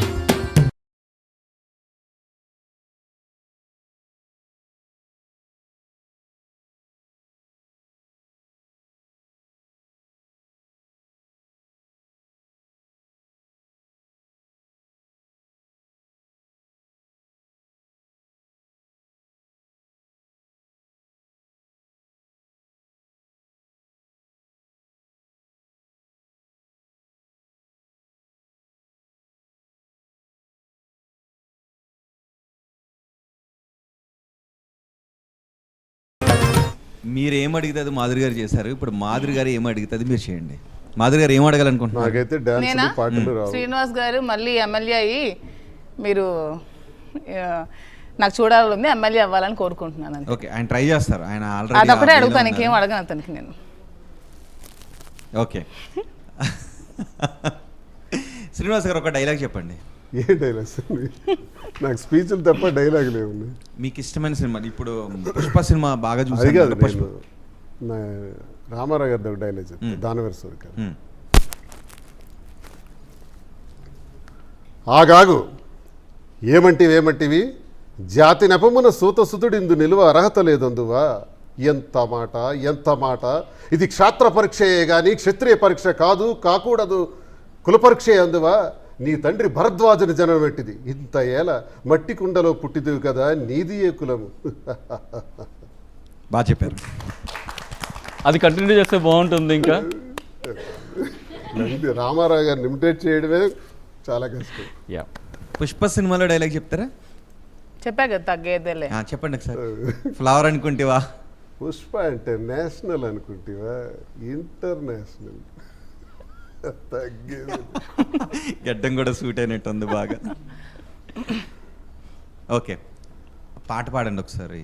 ఇంతకు ముందు ఎందుకని ఇన్నిసార్లు పాడండి. కాదు, కర్పూరవేణ పాడండి. మళ్ళీ కర్పూరవేణ పాడండి. అయిపోయింది కదా సార్, ఇంకెన్నో. కర్పూరవేణం ఎన్నిసార్లు పాడిస్తారు? అది శ్రీనివాస్ గారు కళ్ళలోకి చూసి మీకు పాడండి. ఎందుకు తిడతారు? కామెంట్స్ చూస్తున్నారు. మేము ఏ, పోటీ వాళ్ళు కూడా రోజు ఉన్నారు నీకేం కదా. పని లేదని అడుగుతారు. శ్రీనివాస్ గారు ప్రతిరోజు మీరు comments ఓకే, చూస్తారా? అదే కళ్ళలో సాంగ్ కళ్ళ పెట్టమని. అదే సాంగ్ ఓకే, అంత వైరల్ అయింది కదా. శ్రీనివాస్ గారు కళ్ళలోకి చూసి పాడండి ఆ పాట. శ్రీనివాస్ గారు మీరు కూడా అటువైపు కళ్ళలోకి చూడండి. కరిగిపోయాను కర్పూర వీణలా, కలిసిపోయాను నీ వంశధారలా. అంతేనా? అంతే. నెక్స్ట్ లైన్ ఆయన అందుకుంటారు మాట శ్రీనివాస్ గారు. మనకు ఆ సీన్ లేదు, పాటలు లేవు. పాటలు డాన్సులు రావు. రైట్. ఓకే ఓకే, మీ ప్రేమ ప్రయాణాన్ని మొదలుపెట్టారు. సో ఈ రాజకీయ ప్రయాణాన్ని ఎంత అగ్రెసివ్గా ముందుకు తీసుకెళ్లాలని అనుకుంటున్నారు?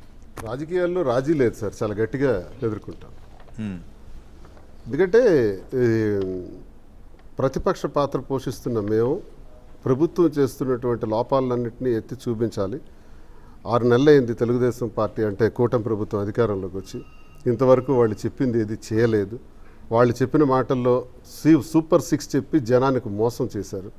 ప్రతి మహిళకు కూడా 19 సంవత్సరాల నుంచి 59 సంవత్సరాల వరకు 1500 రూపాయలు ఇస్తామన్నారు, నెలకి ఇవ్వలేదు. ప్రతి నిరుద్యోగి 20 లక్షల మంది నిరుద్యోగులకు 3000 రూపాయలు చొప్పున ఇస్తామన్నారు, ఇవ్వలేదు. ఇంటికి 3 సిలిండర్లు అన్నారు, కనీసం 1 సిలిండర్ కూడా ఈ రోజు వరకు ఇవ్వలేదు, బడ్జెట్లో పెట్టలేదు.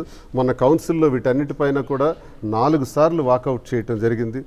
మోసం చేశారు, దగా చేశారు. ప్రతి రైతన్నకు కూడా 20,000 రూపాయలు ఇస్తామన్నారు, రైతన్నకు ఇవ్వలేదు. స్కూల్కు పంపించే ప్రతి బిడ్డకు కూడా 15,000 రూపాయలు తల్లికి వందనం అన్నారు, ఇవ్వలేదు. మోసం, దగా, కుట్ర. పోనీ అమరావతి గురించి ఏం చేయబోతున్నారు అదేనే చెప్పాలి కదా. 67,000 కోట్ల చంద్రబాబు నాయుడు బడ్జెట్. తెలంగాణలో మీరు ఇక్కడ కట్టినటువంటి అసెంబ్లీ మహా అయితే 1,500 కోట్ల రూపాయలతో బ్రహ్మాండంగా ఒక మాన్యుమెంట్లా కట్టారే. 67,000 కోట్లు ఎందుకు సార్? ఈ బడ్జెట్ని చెప్పి ప్రజలకు మోసం చేసే ఈ ప్రభుత్వం తప్పకుండా ఏ స్థాయిలో అయితే పెద్ద మ్యాండేట్ ఇచ్చారో అదే స్థాయిలో నేలకేసి కొడతారు. మళ్ళీ జగనన్న ముఖ్యమంత్రి అవుతాడు. ఏ దిశలో నేను కష్టపడి పనిచేస్తాను. కానీ ఇప్పుడు కేంద్ర ప్రభుత్వం నుంచి కూడా సాయం బాగా అందుతుంది కదా. కేంద్ర ప్రభుత్వం నుంచి అందే సాయంతో హామీలన్నీ నెరవేర్చాలని అనుకుంటున్నారా, నెరవేర్చలేరు అనుకుంటున్నారు? నిజంగా కేంద్ర ప్రభుత్వం నుంచి సహాయం పొందాల్సిన బాధ్యత ఉంది చంద్రబాబు నాయుడికి. ఎందుకంటే ఈ రాష్ట్రానికి స్పెషల్ స్టేటస్ ఇవ్వాలి అని అరిచింది చంద్రబాబు నాయుడు. స్పెషల్ స్టేటస్లో ఏముంది అన్నది చంద్రబాబు నాయుడే. పోనీ ఇప్పుడు కూటమిలో భాగస్వామిగా బీజేపీ ఉంది కాబట్టి కేంద్రానికి వెళ్ళి ఎక్కువ నిధులు తేగలిగే సత్తా వాళ్ళకు ఉంది. కేంద్రం కూడా అమరావతి కోసం 15,000 కోట్లు కేంద్ర ఆస్తులనైనా సరే తాకట్టు పెట్టి ఈ రాష్ట్రానికి ఇవ్వడానికి రెడీ అయ్యారు. ఏందా డబ్బు వస్తుందా రాదా? ఎప్పుడు వస్తుంది తెలియజేయాలి.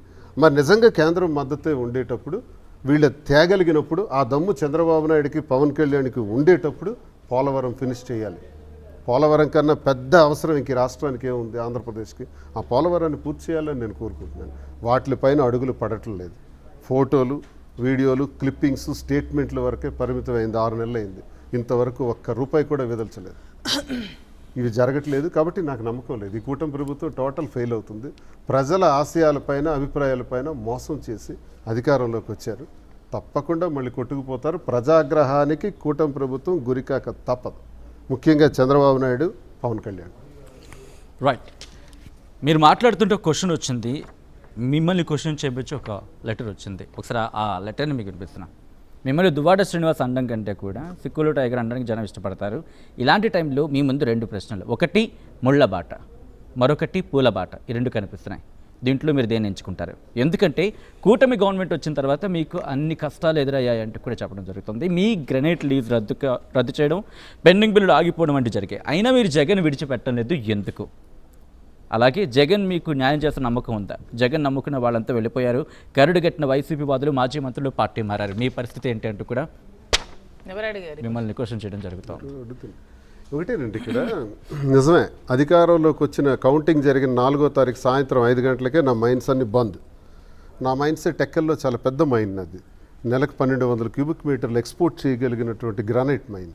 ఆ మైన్ని బంద్ చేశారు. అంటే 50 కోట్ల రూపాయలు ఆ రోజే లాస్ వచ్చింది. ఆ లాస్తో పాటు ఇప్పటి వరకు మరికొన్ని బిల్స్ కూడా అన్నీ ఆపేసి ఇబ్బందులు పెడుతున్నారు. ఓకే, ఇబ్బందులు పెట్టారు, అన్నీ చేశారు, అవన్నీ ఫేస్ చేస్తాను, ఎదుర్కొని బలంగా గట్టిగా నిలబడతాను. జగన్మోహన్ రెడ్డి గారితో మీరు ఉంటారా లేదా అంటే, ఆయన బాగున్న రోజు, ఆయన ముఖ్యమంత్రిగా ఉన్న రోజు మేమందరం అనుభవించాం. మా పార్టీ నుంచి వెళ్ళిపోయినటువంటి వాళ్ళు చాలామందికి నేను అదే చెప్తున్నా. మీరందరూ జగన్మోహన్ రెడ్డి గారి వల్ల ఎమ్మెల్సీలు అయిన వాళ్ళు ఉన్నారు, ఎమ్మెల్యేలు అయిన వాళ్ళు ఉన్నారు, మంత్రులు అయిన వాళ్ళు ఉన్నారు, రాజ్యసభ సభ్యులైన వాళ్ళు ఉన్నారు. ఇందులో 3 రాజ్యసభ సభ్యులు పోయినారు, ఒక 6-7 ఎమ్మెల్సీలు పోయినారు, అలాగే మాజీ మంత్రులు కొంతమంది పోయారు. ఇది కరెక్ట్ కాదని నేను తెలియజేస్తున్నాను. బాగున్నప్పుడు జగనన్న దేవుడు అన్నారు. ఆయన ఇప్పుడు ఇబ్బందుల్లో ఉండేటప్పుడు ఆయనకు అండగా నిలవాల్సింది పోయి ఈరోజు విమర్శించి పార్టీ విడిచిపెట్టి బయటకు పోతే ఇదొక రాజకీయం అనేది వ్యభిచారం కాదు, ఇదొక సిద్ధాంతం కోసం మనం పనిచేయాలి. అవకాశం ఉంటే జగన్మోహన్ రెడ్డి అధికారంలో ఉంటే గొప్పవారు, జగన్మోహన్ రెడ్డి అధికారంలో లేకపోతే ఆయన విడిచిపెట్టి మేము అధికారం వైపు పోతాం. ఎవడో పోవచ్చు, కానీ నాకు అవసరం లేదు. నేను జగన్మోహన్ రెడ్డి గారితోనే ఉంటాను, జగన్మోహన్ రెడ్డి గారికి అండగా ఉంటాను. ఆ రోజు ఎలా అన్నానో ఈరోజు అదే అంటున్నాను. ఆయనకి రక్షణ కవచంలో ఉంటాను, ఆయన ఆశయాల్ని జనంలోకి తీసుకెళ్తాను, గట్టిగా పనిచేస్తాను. ఎవడో తప్పు చేశాడని నేను చేయను.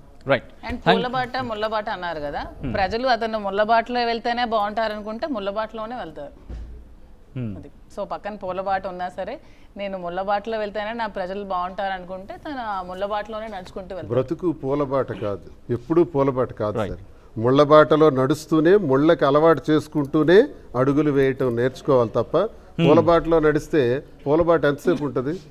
రైట్. అండ్ జగన్మోహన్ రెడ్డి ఏం చేస్తారని అడిగారు కదా, మేము ఎప్పుడు జగన్మోహన్ రెడ్డిని గాడ్ లాగా చూస్తాం. మనం దేవుడి దగ్గరికి వెళ్ళినప్పుడు ఏమనుకుంటాం, ఏదో మనం చెప్పుకుంటాం తప్పితే అతను ఏదో చేస్తారని మనం వెళ్ళాం కదా, అలాగే మేము కూడా అంతే జగన్మోహన్ రెడ్డిని గాడ్లా చూసుకుంటాం. Right. Thank you so much Duvvada Srinivas గారు, దివ్వెల మాధురి గారు.